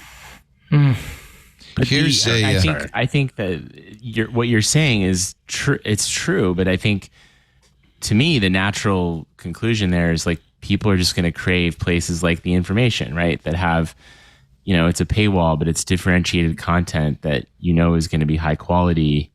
I worked at The Information for 4 years, so full disclosure, but and I think it's great. But isn't that what's going to happen? Like I think you're right. Google's, if the internet's just flooded with this stuff, like Google's going to be in trouble. But it's kind of been moving in that direction anyway, and like sure. AI is just going to like finish the job. I guess. Yeah, I mean, the Google results have been bad and getting worse, and there's 100 very low quality, sites on top of some better ones. So, yes, that's the direction it's going, but I don't think that's a good ending. Like, well, I don't like that world. We're ending at a world of lots of behavior change right now. There's a lot of articles about how Gen Z, their first instinct is not to go and search on Google. It's to go on TikTok and search. And that's going to be made by a person for the most part, although that might not be true in a couple of years. But you can go and find travel tips on all sorts of things. And that's how they find their information. Now you have a ChatGPT and all sorts of things. And then you now have a generation where, and I wrote about this on benpar.com, how the new generation is solving their education problems, trying to solve a complex, how do I solve this math problem? Instead of going and asking a student or Googling, they just ask ChatGPT, and it's really good at that sort of thing, giving you an explanation of the step-by-step of what you should be doing. And so just dramatic behavior change happens. And I think the reality is that long-term, we are probably entering an era where the Google search will be on a very, very slow decline. And this is an existential crisis for Google. That's why they rallied so much. That's why they're investing in Bard. And it's not going to happen overnight, but the behavior change. I'm already changing my behavior. Google results are less useful for me than they used to be. And results from AIs and results from TikTok and other places are much more useful to me. Yeah. I want to take a little break. When we come back, Reed has a story about something not generative AI, but causal AI. We'll find out what the heck that is in just a little bit as we continue. What a great panel, especially for AI. Ben Parr is here. His column at benparr.com is the AI analyst, and he's writing now for The Information, and also a founder and been in the AI space for some time. Reed Albergotti is here. He is now with semaphore.com, technology editor there. Great newsletter. Must subscribe. And it's free, right, Reed? Did they charge for news? Free. It's free, yeah. Thank you for mentioning that. Yeah, it's free. Yeah. Can I plug Semaphore? We broke that story about Elon threatening to sue. Yes, you get credit for that. That's right. So, I had the PDF, but I shouldn't. Over there. Yeah. Max Tanny did. Yeah. Great scoop. Huge, yeah. And how did he do that? Was that shoe leather? Did he go down to the courthouse and chat up the clerk or what? No, he asked ChatGPT and it told him that Elon was planning to. Shoe leather salesmen are going to be in big trouble if this keeps up. I got to tell you right now. Does it at least Mark Zuckerberg made fun of me. What should I do, ChatGPT? I hope at least he wears a fedora hat with press in the side there. Yeah, exactly. No, I can't reveal Max Tanny's sources. Secret. And good old-fashioned journalism and nothing but 9 to 5 Google, 9 to 5 Mac, and of course Electric. Seth Weintraub, its founder. He's the guy who discovered Mark Gurman. Put that on your business card. He was like 12 probably when you discovered him. Something like that. Yeah, high school kid. Our show today brought to you by HelloFresh. Ooh, I love it when my HelloFresh box comes. Take a bite out of summer with HelloFresh, from chef-crafted seasonal recipes to this brand new, and I love it, fresh and fit summer menu. HelloFresh brings flavor right to your door. Pre-portioned ingredients, that cuts down on food waste. You always have exactly what you need to make the recipes. Beautiful recipe cards, too, with step-by-step instructions, so cooking is a breeze, not a chore. Look at that. Creamy lemon herb pork chops. That could be for dinner tonight. Actually, it might be at our house, come to think of it. Pork sausage and bell pepper risotto. When I made that was a huge hit. Tuscan pork tenderloin. Make your home hangout place this summer for all the family and friends with crowd-pleasing eats, from backyard bratwurst bar, wouldn't that be fun, to tangy key lime pie. HelloFresh Market makes summer entertaining a cinch. HelloFresh makes sure you get peak time summer produce all season long. This is the time for delicious tomatoes, ripe, plump, sweet, or delicious sweet corn. Their ingredients travel from the farm to your door in less than 7 days. And that really means fresh ingredients with quality you can taste. HelloFresh offers more than just delicious dinners. It's now easier than ever to add snacks, sides, and more to your weekly order. Get that bratwurst bar. It sounds incredible. I want to do that. HelloFresh Market offers a curated selection of more than 100 items. So really, you can get your shopping done each week. HelloFresh's menu features Calorie Smart and Protein Smart lunch and dinner options. They now have vegan dinners to choose from. They make it easy to eat healthy with delicious recipes. Let HelloFresh take care of the meal planning and deliver the ingredients, so you'll have everything you need to whip up a delicious meal, and it arrives right at your door. HelloFresh gets that you want options when it comes to making dinner, not just the same old thing all the time. That's why they offer 40 recipes to choose from every single week, so you never get bored. And they've got great substitutions, too, to fit the needs of you and your family. HelloFresh's fast and fresh recipes can be ready in 15 minutes or less. And, yeah, don't worry about your budget. It's 25% less than takeout.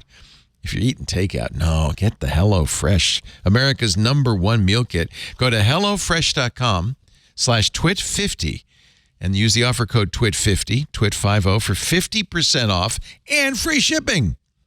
That's a heck of a deal. HelloFresh.com/TWIT50, offer code TWIT50 to get 50% off plus free shipping. Thank you, HelloFresh, for your support of This Week in Tech. And thanks to all of our This Week in Tech listeners. When you use that address, they hear it, they know it, and it helps us a lot.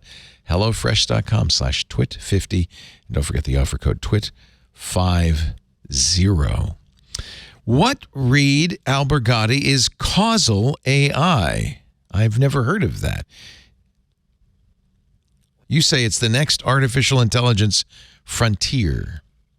Yeah, I mean, it was really interesting. I was in London and meeting with a bunch of AI companies there, which is, if you don't know, London's like a big hotspot for AI. It's where DeepMind, now Google DeepMind, started. And I met with this sort of interesting company that I think few people have heard of, called Causal AI. Maybe you've heard of it, Ben, but it was a really interesting conversation about what they're doing, which is like very different from these large language models. They're trying to tell, companies, predictive analytics, but then like give them suggestions with these sort of frontier, kind of cutting edge AI algorithms that determine cause and effect relationships. And that's something that large language models cannot do right now, right? And that's, the stuff we were talking about earlier, it gets all these things wrong. And that's because really what it's doing is just sort of trying to predict what the next word should be, right, based on billions of other words that it's scraped from the internet, right? It's kind of a, in that sense, it's not very intelligent. And if you, this idea, and it's sort of a science fiction kind of idea at this point, but like if you could somehow combine causal AI, where algorithms understand, can sort of, grasp, and grasp is the wrong term, right? Because these are not brains, these are just math problems, but math problems that can determine cause and effect relationships. You combine that with large language models, you get something that is much more powerful than anything we have today. So give me an example of how that would be used. Well, I mean, right, like basically, I mean, what they're doing right now is actually, the founder of Causal AI had this great example. It was like an analogy, but sort of made up example. But like, if you go to like, Bondi Beach in Sydney and you look at ice cream sales and shark attacks, those two statistics are correlated, right? Like when ice cream sales go up, shark attacks go up.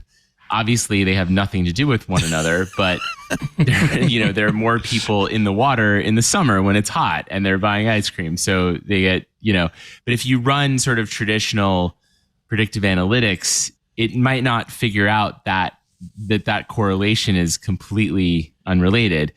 With, causal AI, you can sort of say, okay, when should I increase, buy more ice cream for the ice cream truck, and it will understand, that it has nothing to do with shark attacks, right? And therefore will apply like anywhere, not just in Sydney, right? We often even where they're even. We often make that mistake. I mean, we often have to say, correlation does not equal causation. But when it comes to, people make that mistake all the time when it comes to diet and all sorts of things. They go, oh, there's a correlation there. It must be the cause. So you're saying this AI is smart enough to know the difference. Right. So they had a customer. I thought this was an interesting anecdote. They had one customer where they were trying to figure out why there was all this churn, like why customers were leaving right after their usage went up. It was a SaaS company, so they'd start using the product more, and then they would leave. Ew, that's not good. They were like, well, how do we sort of solve this problem? Like we can predict when people are leaving, but we don't really understand why. We don't really know what to do about it. And it turned out that they ran these numbers, and it turned out that they were giving people like free, their own algorithms, the company's existing algorithms were predicting people would churn, and then they would automatically get these like free credit offers. They were causing the churn.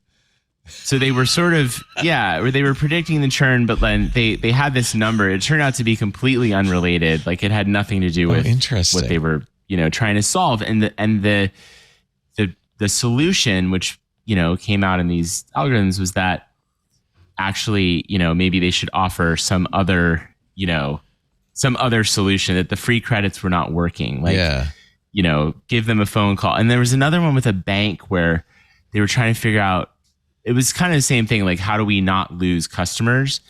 And it turned out that some of the customers that they would call these people and try to like touch base with customers. And it turned out that actually was causing people to leave. I was chasing them. There's a certain customer that like, if you call them, they will actually they'll think about it and they'll leave. But if you just do nothing, and they'll forget it, or that, I don't know, for whatever reason. Don't remind them they're paying for this service by calling them. Right. So they saved this bank like $250. So those are some examples. But I think that what's fascinating about it is that it's this idea that understanding cause and effect is an essential part of intelligence, right? And if we do want to I don't think that we're going to get to AGI, as we've sort of been joking about on this show. Like, I don't think we're getting there. But if we do want to make these tools much more powerful and much more, I guess, trustworthy, useful, there are going to have to be breakthroughs. And I don't think it's just going to be, large language models getting bigger and bigger. I think it's going to be other areas of, artificial intelligence where there are breakthroughs. And those things sort of combining. I agree. I think that's the risk of the success of ChatGPT and large language models, is that people will then focus on these instead of trying to think of more appropriate and better use, more useful ways to use AI than the ones that everybody's all excited about.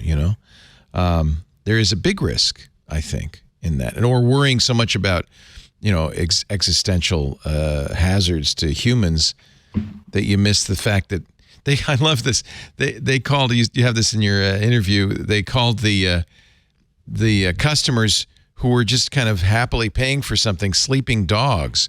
And you don't want to wake the sleeping dogs up with a call saying, how do you like our service? Because, well, it's better to let sleeping dogs lie, right? I think that's actually very clever. But that's something. I really believe in the use of AI for analysis of existing data sets. You don't get the hallucinations. Ben, I presume you're going to be looking at this, and I hope we look at it. We're going to do an AI show in the club with Jason and Jeff Jarvis. I hope you'll be looking at this too, though. These other kind of non-LLM uses of AI, I think some of them are even more interesting, but they're more narrow, so they don't have the broad general appeal. Generative AI is just one subset, right, and like one approach, and large language models are just one approach of using deep learning and machine learning, which is I'd have to put up the graph, because you have AI is this weird umbrella term for all these different terms for machine learning, neural networks, all sorts of things. And then you have machine learning, neural networks within it, deep learning within it. And one piece of that is the generative AI and large language models is a subset of that. And they're very good at a very specific thing. And I could go into the explanation of embeddings, because I just find it fascinating. But at the end of the day, it's just a predictive technology to predict the next most likely word. And it does it really well. But that is not enough of an approach to approximate a human, for example, the AGI discussion. You have to have other types of learning. Causal AI is one example of that. And as generative AI has lots of weaknesses. It's not very good at doing math. It was not made for that, for example. And so it can guess a number, but it's not doing actual computation. But there's other AI systems that actually can. And causal AI can actually find cause relationship in a way that generative AI can't. So at some point, if you think of a human as just a bunch of AIs, a bunch of the I's and AIs put together, there's 170 of them, or some ridiculous number inside of our brains. And generative, the ability to predict the next most likely word is probably 1/170th of human capacity and potential. So we need more of those. Causal is very interesting in particular, but I think we'll see more fields of AI start to pop up as we hit the limits of what you can do with a large language model. I put this in the show notes, and it's really too much to ask anybody to read, and it's certainly far too much for me to comment on the show, but I encourage our listeners to read it. It's from an engineer at DeepMind in London, Zhendong Wang. He posted last month why transformative AI is really, really hard to achieve. And he's saying the same thing in a way. He's saying people are very optimistic that AI is a kind of a different category of innovation, that it's going to transform things in a way that other great inventions didn't. And he cautions people that probably AI will be transformative in the same way, say, the internet was, or the Industrial Revolution. But he said transformative AI is very difficult. And he brings up three arguments why. One is that the transformational potential of AI is constrained by its hardest problems. He quotes a well-known aphorism from, it's called Moravec's Paradox. Steven Pinker wrote about it in 1994. The main lessons of 35 years of AI research is the hard problems are easy and the easy problems are hard. And I think we're already seeing that with self-driving vehicles and handwriting recognition, face recognition. He also says, despite rapid progress in some AI subfields, major technical hurdles remain. And finally, and this is, I thought, the most interesting, even if technical AI progress continues, social and economic hurdles, not technical hurdles, but social and economic hurdles, may limit its impact. And he uses as an example how the Industrial Revolution has, technology has reduced the price of a huge number of goods and services: new cars, household furnishings, clothing, cell phones, computer software, toys, and TVs. But it hasn't had an overall impact on inflation because non-technology supported products like hospital services, college tuition, medical care, food and beverages, housing have gone up commensurately. So there's this kind of perverse cycle that happens your AI is bringing down the cost of these things, but it's bringing up, because it's not solving other problems, it's bringing up the costs of those things. So really good article. We don't need to debate it, but I thought I'd put it in people's inbox to look at. I thought it was quite good. And given its author, as a DeepMind engineer, is obviously deeply involved in this, very provocative. He has a good picture, too, of King Charles operating the London Tube. And he points out that train drivers are paid close to twice the national median in London, even though the technology to replace them wholly has existed for decades. Even King Charles can drive one of these. But, it could easily be automated, but it hasn't for a variety of social reasons and other reasons. So, yeah, automation is the right word, right? Yeah. I mean, AI is about, to Ben's point earlier, I think AI is a really bad, it's terrible term. It's terrible. Even though I use it every day in my newsletter, it's just like, it's not intelligence, it's automation. And right. I think, Ben, the one thing I disagreed with what you said was like that the brain is like, all these different algorithms put together. Cause I don't think we have any idea how the human brain works. And and yet all these AI technologies, or automation technologies, are like named after the human brain, like neural nets. And you read it all the time that like neural nets are like, it's a architecture based on how the human brain works. And it's like, it's really not. I mean, it has nothing to do with that. We don't really know how the human brain works. That's part of the problem. And I just think it's actually it would be helpful if we could use different vocabulary for this, because I think people would they would freak out less, and it would be like, look at this in a much more sort of practical way, which is like, here are these new tools that people are creating, just like they have forever. We anthropomorphize it, and by calling it intelligence, or saying it's thinking, or saying it's a he, or it's hallucinating, all implies some sort of human mechanism that isn't really present. Right. I've been saying that for a we long all do time. it. I do it. Yeah. I mean, I do it all every day, shorthand. but it's just Kevin Roos it's like, did it 'cause when he you need- said we need language. He said ChatGPT had fallen in love with him in the New York Times. no, it hadn't. Right. I mean, No. how ridiculous is that? I mean, there's an entire community, and like I can tell you the subreddits that are just hoping and praying that OpenAI secretly has like the super intelligence AGI, and they're going back and forth with it, and they're just so scared to release it to the public, and they're just trying to prepare us for it. And I also, don't think there's that's- UFO bodies in Roswell. We know that for a fact. So, it's the For a same. fact. That's a subreddit right next door, I think, that subreddit. I mean, it's just, again, back to being human, right? Like, we're just, humans are, we go a little crazy. I've had this conversation. I'm trying to talk to all the smart people I know, and I know a lot of smart people. And that's one of the questions that I have. And there really are two answers to this. I mean, people like Ray Kurzweil, who say the singularity is near, who really does believe that an artificial general intelligence will be. He defines a singularity as indistinguishable from humans, so that we won't really know if it's a human. It's not merely the Turing test, but they will literally be, human, so human-like that we won't know the difference. I said, but they're not human, right? He said, but it doesn't matter if you can't tell the difference.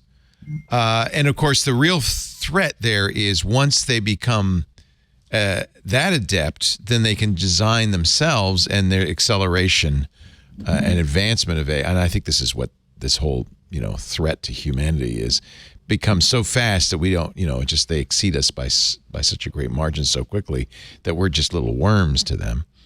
I think there's and this is really what it comes down to. I'm curious what you all think. I think there is a gap, and I'm not a religious person, and I'm not talking about the soul, but I think there's a gap between the most that you can do with a kind of a von Neumann machine, with a mechanized intelligence. There's a gap between that and what we do as humans. Now, some of my friends, Steve Gibson, our security guy, says, no, consciousness is an emergent property.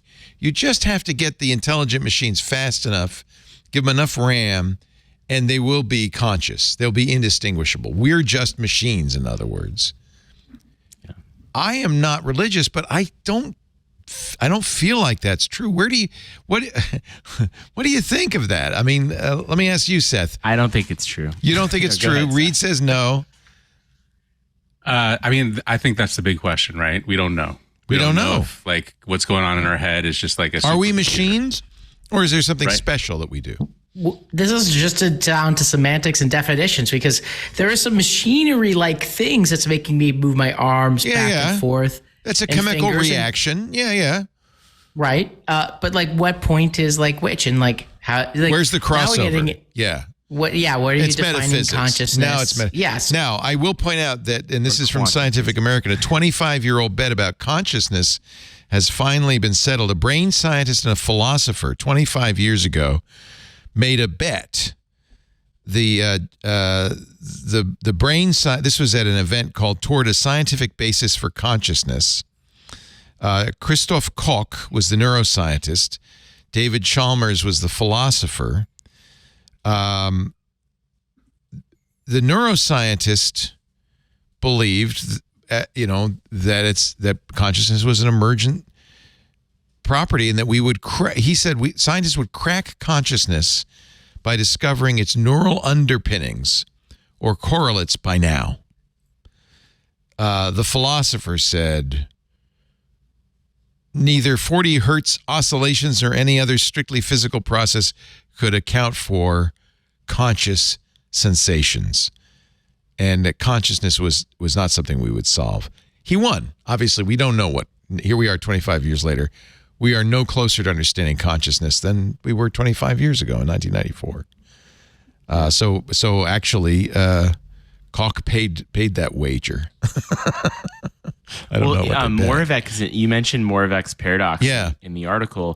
I mean, I think Moravec's paradox is really, I've long thought that it always turns out to kind of like fit that, and maybe we overthink what he really meant by it. But he was also like, I mean, he was a brilliant thinker, but he also sort of believed that we were going to have consciousness like pretty soon. Like computers would become conscious like fairly soon, I think.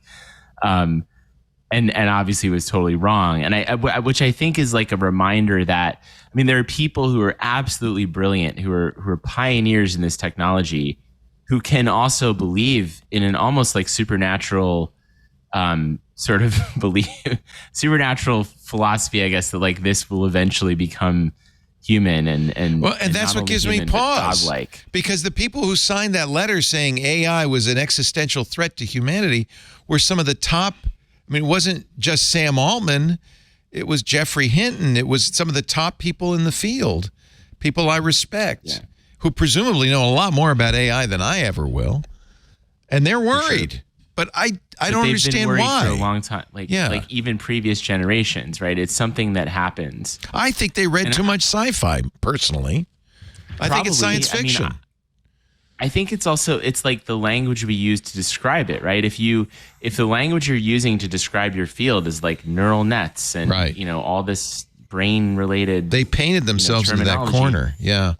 I think you start to believe that you're creating consciousness, and that's like it's a very powerful thing, and it's very emotional. And I think, but like if you look at the way this technology actually works, it's like it's so clearly not. It's mechanistic, headed in that. Yeah, right. It's not consciousness. You wouldn't, you look at you look at a cruise. It's not confused by the cone on its hood. Like it's not an existential crisis. Why am I here? What am I doing? I can't drive. It's just why can't I fly? If you put ChatGPT in charge of like really important stuff, like right. Don't give it lasers and don't give it nuclear weapons. Not because it's going to decide, we don't need these worms anymore, but because mistakes happen.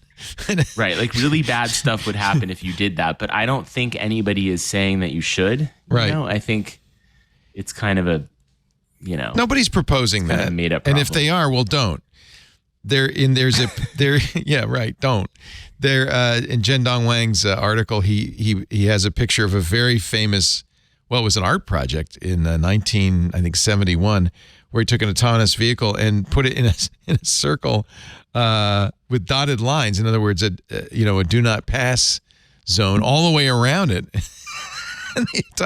This is equivalent to putting an orange cone on the hood of a cruise. And the autonomous vehicle said, I can't cross those lines. The easy stuff is hard, but the hard stuff is easy. Hard stuff is easy, but the easy stuff is hard. A 3-year-old can recognize its mom, right? Yeah. All right. Let's take a little break. That was very heavy and philosophical. We're going to stop that. Stop that right now. When we come back, actual tech news. But first, a word from our sponsor. They sponsor the studio. You've seen the signage. ACI Learning. IT Pro is now a part of ACI Learning. And you know IT Pro. They provided our listeners with engaging and entertaining IT training for more than 10 years. We've been with them since every step of the way. Now they're part of ACI Learning, which means they have really elevated their capabilities, bringing you better and more highly entertaining, bingeable, short-form content. More than 7,000 hours to help you become better at IT. Whether you're an individual looking to get into the business or a business with an IT department you want to get better. Maybe you're an MSP and you have a bunch of engineers who need to learn this stuff. There's no better place than ACI Learning. They provide you with world-class service. They'll help you choose which learning path suits you best, all the way through helping you find the right career opportunity. So if you're just getting started, you can get some instruction that'll help you get that first job. And if you're already in IT or you have an IT team, you could fortify your expertise with access to self-paced IT training videos, really wonderful interactive practice labs. Those are fantastic. And certification practice tests. The practice labs are great. MSPs love them because they can install stuff, try stuff. All it takes is an HTML5 browser, so it works on a Chromebook or Mac OS or Windows or Linux, even iOS or Android, and you can set up multiple instances of Windows Server and Windows clients. You can test and experiment. It's a great way to learn. If something goes wrong, that's what I do, which is you close the tab. and whoop, it's all gone. We can start over. You can also think and retake practice exams so you're ready when you sit for the real thing. ACI Learning brings you IT practice exam questions from Microsoft, CompTIA, EC Council, PMI, and more. ACI Learning is with you every step of the way to help you choose the best certifications for your needs, whether it's Microsoft Azure Administrator, CompTIA, CISA Security Plus or A+, the accredited ITIL 4 Foundation, the Cisco CCNA. They've got classes in AWS Certified Cloud Practitioner, AWS Certified Solutions Architect Associate. Listen to all these certs you can study for.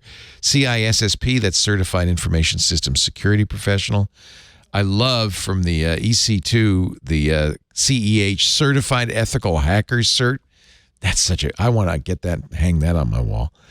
But it's also a great way to get a job, right? Try it for yourself, then bring your whole team along. For teams of 2 to 1,000, volume discounts start at 5 seats. Visit go.acilearning.com/twit. Get your team's 2-week trial at go.acilearning.com/twit. Learn more about ACI Learning's premium training options across audit, IT, and cybersecurity readiness at go.acilearning.com/twit. And if you're an individual, that offer code TWIT30 gets you 30% off a standard or premium individual IT Pro membership. TWIT30, the offer code.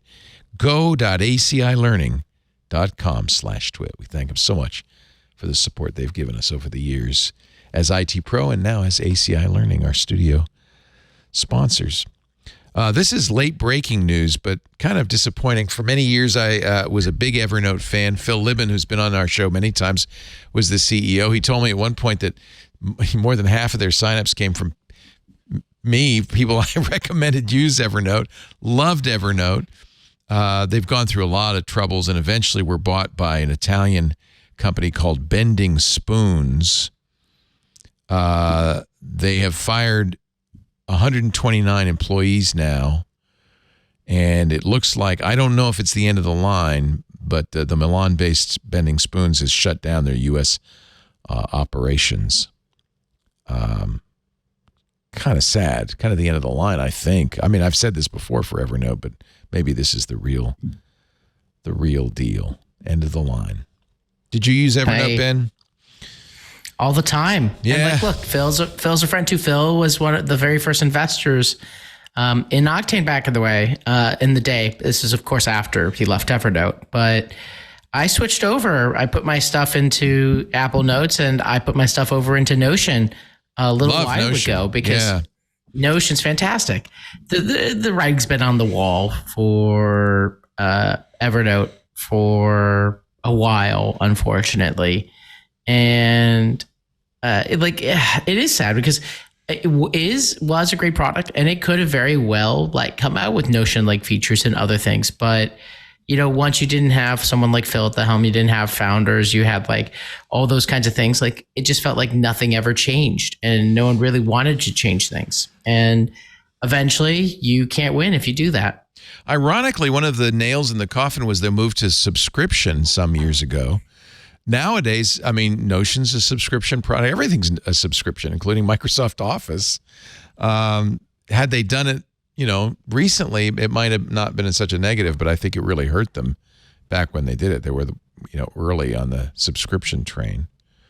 And I think it's true that there are so many other choices. I like Notion. I like Roam. I like Obsidian. I've been using a free open source product called Logseq now for a while, Logseq. It's fantastic, and it's free. There's so many good choices out there, and it's come along with this idea of the personal knowledge management system, PKMS. And a lot of people, students, it started with college kids, but a lot of people now are starting to adopt these systems like Zettelkasten, which ties your thoughts together in such a way that you can have, take notes on what you're learning and then create new ideas based on the synergy of all these notes. It's a really interesting model these days. And I think Evernote, which really was the first, OneNote preceded it, but Evernote was so much better. It's kind of sad. I don't know if it's the end of the line, but it doesn't feel good. When you lay off 129 people, that's usually not a good sign. I hope they all land on their feet. That's what I hope. TechCrunch says they're getting good severance. They're not being dumped out.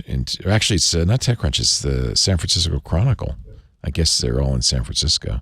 The company will provide 16 weeks of salary, prorated performance benefit, up to a year of health insurance, and visa support to affected employees. That sounds like an Italian company. It does. They're probably required to, aren't they, by law? Right. Yeah. They say our plans for Evernote are as ambitious as ever. Going forward, a growing dedicated team based in Europe will continue to assume ownership of the Evernote product. No, he's turning into a vampire. I'm sorry. That wasn't my intent. You transported me to Lake Como, Yeah, Lago di Como. Yeah, see. Bending Spoons had $100 million in it. Now I'm Rosanna Dana. I don't know. It's all over the place. They also got... How do you say pivot to AI in Italian? That's pivot to AI.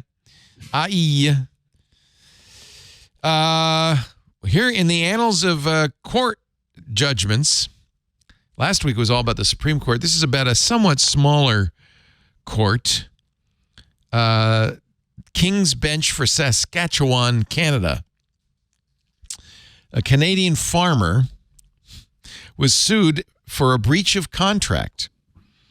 So the story is, it's all about flax. Flax, flax, F-L-A-X. It's like a wheat thing.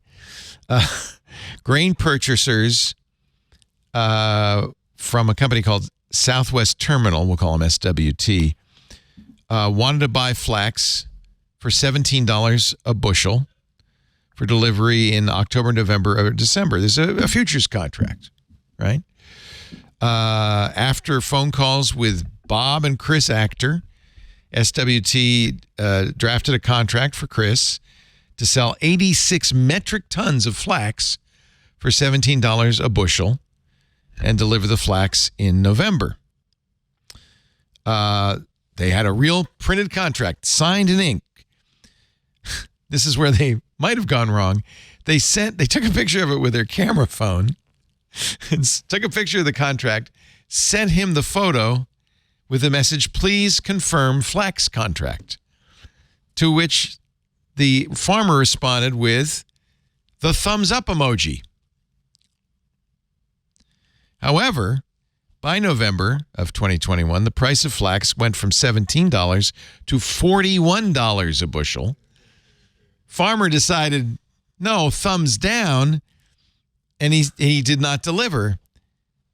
So SWT went to court and said, well, wait a minute. He sent us the thumbs up, and the dispute was, does the thumbs up emoji bind you to a contract?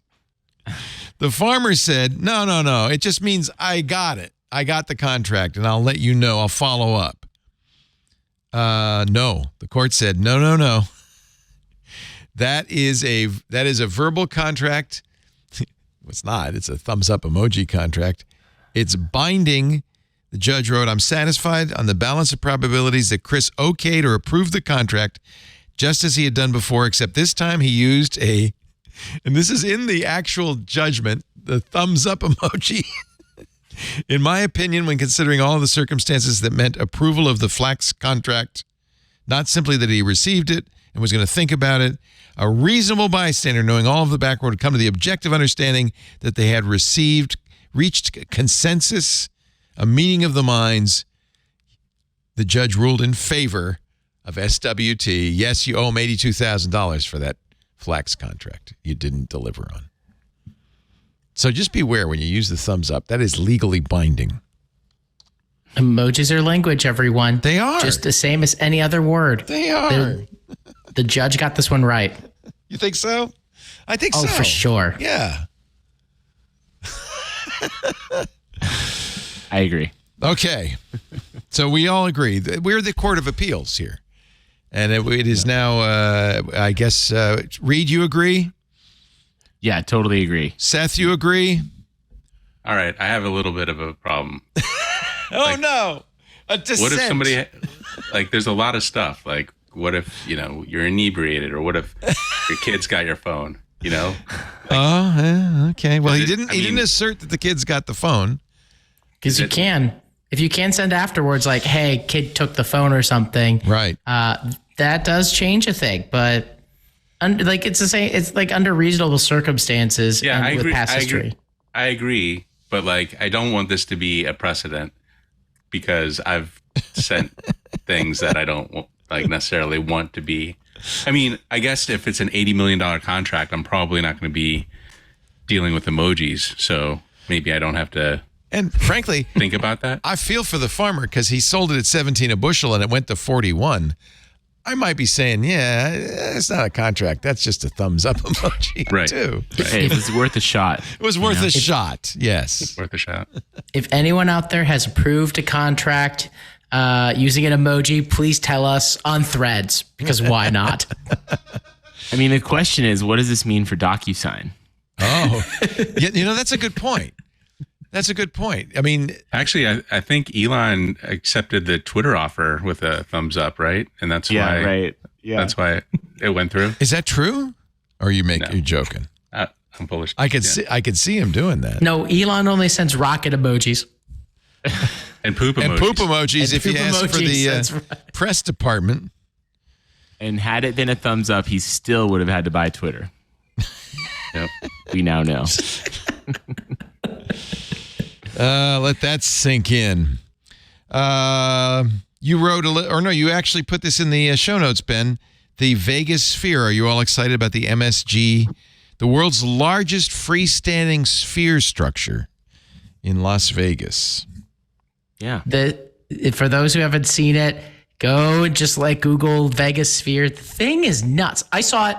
I was in Vegas 2 weeks ago before they turned it on. Just before that, already that thing looked impressive. Oh, but I've been driving by it in Vegas for 4 years now, right? They've been building it forever. It was stalled a little bit in COVID. Ended up costing more than the Raiders Stadium, $2 billion. Wow. James Dolan and the MSG Group paying for it. It's going to be an 18,000-seat concert venue with tens of thousands of speakers. It's really interesting. And on the outside, a 580,000 square foot LED screen, which can turn into the moon, the sun, the planet Earth. There was its Hello World message, which was posted last week. And then on the 4th of July, they had fireworks on it and real fireworks behind it, which is kind of cool. I think this will be worth seeing. I tried to buy tickets. U2 is the first concert there. There's going to be an event there before then, but U2 will be the first concert in October. And maybe fortunately or unfortunately, my credit card wouldn't let me. So I won't be. They were a little bit pricey, shall I say. You could sell your left arm and you might be able to get one ticket that way. They were a little bit expensive. But the one that got me. Oh, God. No, you go. I was going to say the one that got me, the picture was the basketball. Yes. And it was you could see the cars, and then it looked like a gigantic basketball sort of hovering over Las Vegas. Amazing. There are a lot of high rises around this sphere that will have this as their view. I don't know how happy they are about that. People love seeing it. I've seen from TikTok. I don't know if you'd want to see it every day from your apartment, but if you're on the strip, that's a thing you'd want to see. It makes me think how Abu Dhabi and Dubai and Saudi Arabia are putting up the crazy stuff, and then America was just oh, you have a tower? Hold my we beer. Have a giant sphere. So, I mean, look, Vegas, it's going to drive people. It's going to drive that tourism thing. Now you're going to have all these sports teams there. There's something crazy happening over in Vegas for sure. Yeah. Yeah. How long till it gets hacked? Oh, by the way, here's the basketball, I think, on the horizon. Yeah, there you are driving down the strip with a giant. The scale is just crazy. It looks like a giant. I mean, it really looks real. It's insane. The technological work to make that work is just mind-boggling too. It is. Yeah. It's kind of amazing. LEDs, right? Is that It's LEDs. It's made out of? 160,000 square feet inside. That's about the size of 3 football fields. I mean, on the outside. So it's 3 football fields worth of programmable LEDs. Yeah. How many iPhone screens is that? I don't know. Somebody do some math. Someone let us know, please. Yeah. Look at this. How about this? A giant eyeball on the Vegas Strip. I mean, it looks very real, doesn't it? It's terrifying. The Eye of Sauron. They've been building it for years. Madison Square Garden. I don't know how they make money on this, but they're planning to do another one in London. That's the real London Eye. So we will see. Now, if you plan to sue MSG anytime soon, you might want to think twice, because you wouldn't want the Dolans to stop you from getting into the Las Vegas sphere. Maybe that's why my credit card wouldn't let me buy a ticket. Maybe it knew. I don't know. You play Pokemon Go? Get ready for Pokemon Sleep. The Niantic company's laid off a good number of employees. They've been struggling a little bit. Pokemon Go, though, still a big success. Came out in 2016. I mean, it wasn't as big as Threads, but it was pretty big. It was a pretty big launch. And the whole idea of Pokemon Go was you had to walk around, like for reals. My wife has accumulated more than 11,000 kilometers searching for Pokemon, walking around. And so their claim is this has been really good for people's health. And I think that's probably true. I've walked, I don't know how much, but I've walked quite a bit, more than I would normally, looking for Pokemon. So now they've launched Pokemon Sleep, or will launch this summer. Here's a video from Niantic. How do you play? Well, you go to sleep. You catch Pokemon by sleeping and having a quality night's sleep. I guess the same idea. They want to do good things for their users. There are some sleepy style Pokemons. There's a sleeping Pikachu. You have a sleep type Dex, like a Pokédex. Once players collect a certain Pokemon, they can feed it Poke Biscuits to make it friendlier. There are 3 types of sleeping Pokemons: dozing, snoozing, and slumbering. My wife But it's plays a competition, right? Yeah, of course it is. So who can sleep better? Do they give you like a handicap? Like if you're a teenager, you shouldn't get the same number of Pokemon. They should. That's a good point. As like a parent or something. That's right. I mean, it's a simple sleep tracker. Users can monitor their sleep patterns and even listen to recordings of their sleep.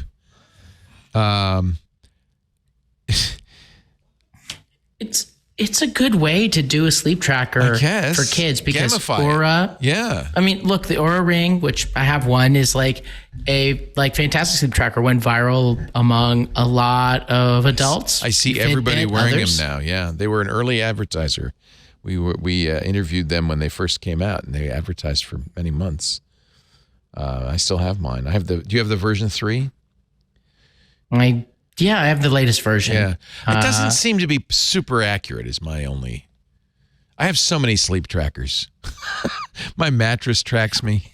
My watch tracks me. Add one more. See what sleep type you are. They're all different. They all have different results. I have that Google Hub that tracks your sleep, records your snoring. But this is the only one where you can sleep them all. Gotta sleep them all. That sounds wrong out of context. Gotta sleep them all.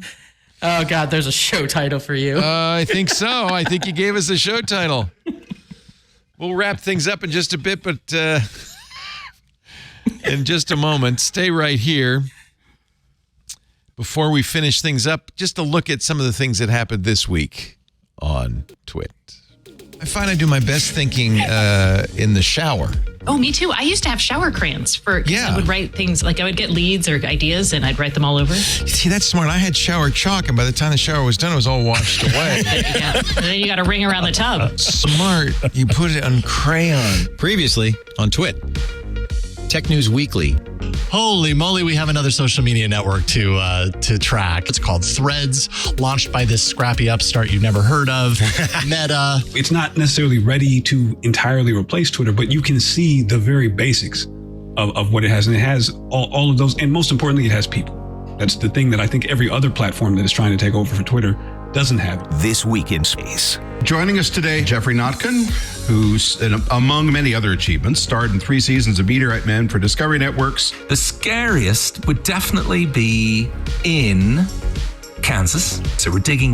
Fortunately, we're both out of the hole when the entire bottom of the hole collapsed into a void. And there was this sigh like, and I thought, oh, we've accidentally uncovered the entrance to the underworld. This Week in Google. Mr. Jeff Jarvis. Hello. Who is a author of a brand new book. Everybody show your book. Everybody in the audience, hold up your Gutenberg parenthesis. And I also note that you have dedicated it to Craig Newmark, the Craig Newmark Graduate School of Journalism at the City University of New York. And even the book sings when you open it. It's amazing. Twit. See, I didn't get that in the Kindle. We had a good week. If you like This Week in Space, is a good reason to join Club Twit. We launched This Week in Space, if you will forgive the phrase, in our club because the club members supported it, and it garnered an audience. We were able to put it out in the public. That's kind of our model going forward as ad sales kind of dwindle. We really rely on you, our audience, to support our growth. And we need it because this month we just broke even. We didn't make any money, and that's a tough position to be in for any company. We could keep this up, but I don't want to lose money. The Club Twit makes all the difference, and it's just $7 a month. Hardly anything. You get access to all the shows we do, including this one, ad-free, tracker-free, right? So you completely private. You also get access to the wonderful Club Twit Discord, which is a place to hang with other Club Twit members. It's a great place to be. Lots of animated GIFs, conversations about all the topics geeks like, and special events that our community manager, Aunt Pruitt, puts together. We just had Stacy's book club. He just interviewed Hugh Howey, the author of Wool, the inspiration for the Apple TV Plus Silo series. We've got other events coming up in the works. The animated GIFs are part of the fun. You also get shows that we don't put out in public, shows we're launching or trying, like Hands on Macintosh with Micah Sargent, Hands on Windows, and coming soon, our new AI show with Jeff Jarvis, Jason Howell. We're in development right now. That's because the club members support it. That $7 a month makes a huge difference to us. If you're not yet a member of Club Twit, I implore you, if you can't afford it, don't worry. There's plenty of free stuff, ad-supported still. But the future, I think, is going to be with the club. So get on in there. Go to twit.tv/clubtwit. We have monthly plans, annual plans, family plans, and corporate memberships as well. You can even give a gift of Club Twit, which is an awfully nice gift for the geek in your life. twit.tv/clubtwit. We thank you so much for your support. To all the Club Twit members, you're keeping us on the air, and we really appreciate it. Seth, it's so great to have you. Seth Weintraub is the founder, publisher, editorial director of the 9 to 5 sites, and of course, Electric, which I think is the best. It's my go-to. I'm a big EV fan. I just love reading about it. And congratulations on the sponsorship of the Formula Sun. I think that's a great thing that you did, and I look forward to next year too. The Grand Prix. You can read all about it in electric.com. Anything else you want to plug, Seth? This is your chance. Well, electric.co. Somebody else got the .com. Oh, damn them. Yeah. Electric.co. That's okay. It reminds me of the electric company, right? Exactly. Yeah. Anything else you want to plug? Just all the whole network is. It's great stuff. Turning out good stuff. Yeah, you've done a great job. We're very grateful. Thank you. I know how as somebody in the content business myself, I kind of know how hard it is now.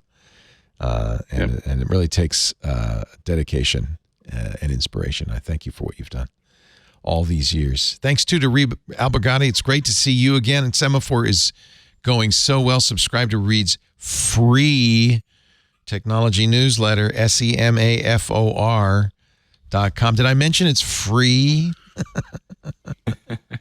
Semaphore is really good. For now, wait a minute. On the ground floor. Is that the plan? Is at some point start to charge for these things, or?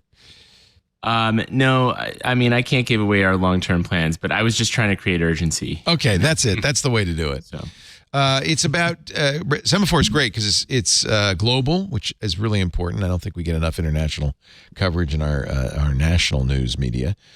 Covers politics, business, technology, net zero, Africa, security, media. I really like what the Bens are doing, and I'm so glad they snagged you because I think you're fantastic. Thank you for being here, Reed.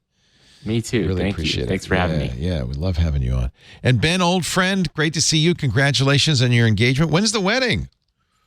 The wedding is April next year. Okay.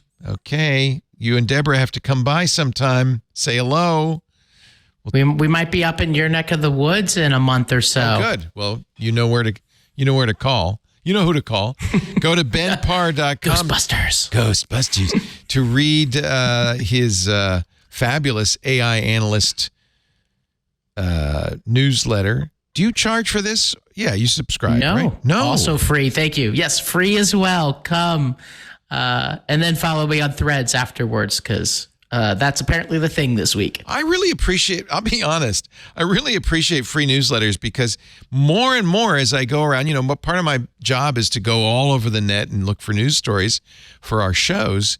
And increasingly, I am paywalled out of a lot of great stuff. And yeah, you're good. You deserve my money, but I can't. What am I going to? Eventually, I'm going to have to make a budget like $100 a month, subscribe to 20 newsletters or something, because it's everybody's charging now. I'm not sure that's a great thing. I like what we do. Have a patronage site, have a club, but then have free stuff too. Anyway, I'm glad you're doing it for free. The AI analyst at benparr.com. Anything else you want to promote?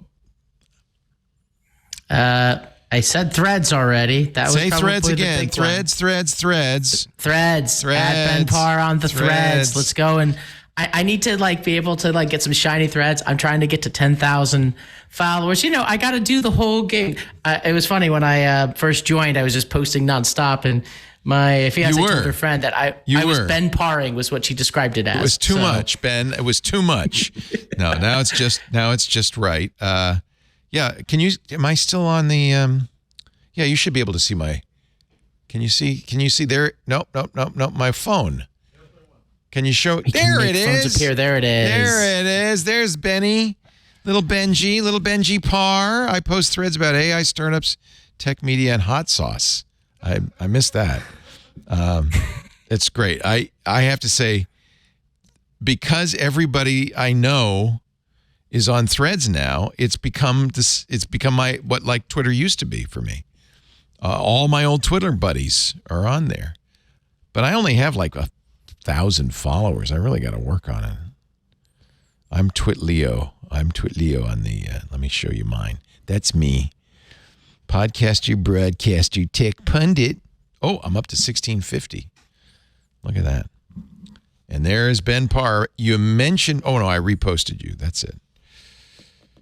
Let me know if there's a topic we should cover. Here's some pictures from the Computer History Museum. This is the book I wish I'd bought, How to Make a Fortune on the Information Superhighway. Dang nabbit. I missed that one. It's in the museum now. We thank all of you for joining us. We do This Week in Tech every Sunday afternoon, right after Ask the Tech Guys with Micah Sargent and me. 2 p.m. Pacific, 5 p.m. Eastern, 2100 UTC. I mentioned that because you can watch us do it live. All of our shows, not all, but most of our shows, we stream the production so you can watch it like it's a live TV show. We like it because we like the interactivity and the chat rooms and so forth. Live.twit.tv for live audio or video if you are watching live. irc.twit.tv is open to all. That's our internet relay chat. And you can do that with a browser. Just point your browser to irc.twit.tv. Of course, Club Twit members can be in the Discord at the same time. After the fact, on-demand versions of this show and all the shows we do are available at twit.tv. There's a YouTube channel dedicated to it as well. And, of course, the best way to get it is to subscribe on your favorite podcast application. Just search for Twit. You should find this and all the other shows we do and subscribe to them and all. That way you'll have it on your phone and you have something to listen to next time you're stuck on a long commute. Thanks for listening, everybody. Thanks to our great guests, Ben Parr, Reed Albergotti, Seth. I almost called you Seth MacFarlane. It's great to... Seth Weintraub. Great. The only other Seth I know. Great to have you. Thanks for joining us, everybody. We'll see you next time. Another Twit is in the can. Bye-bye. Amazing.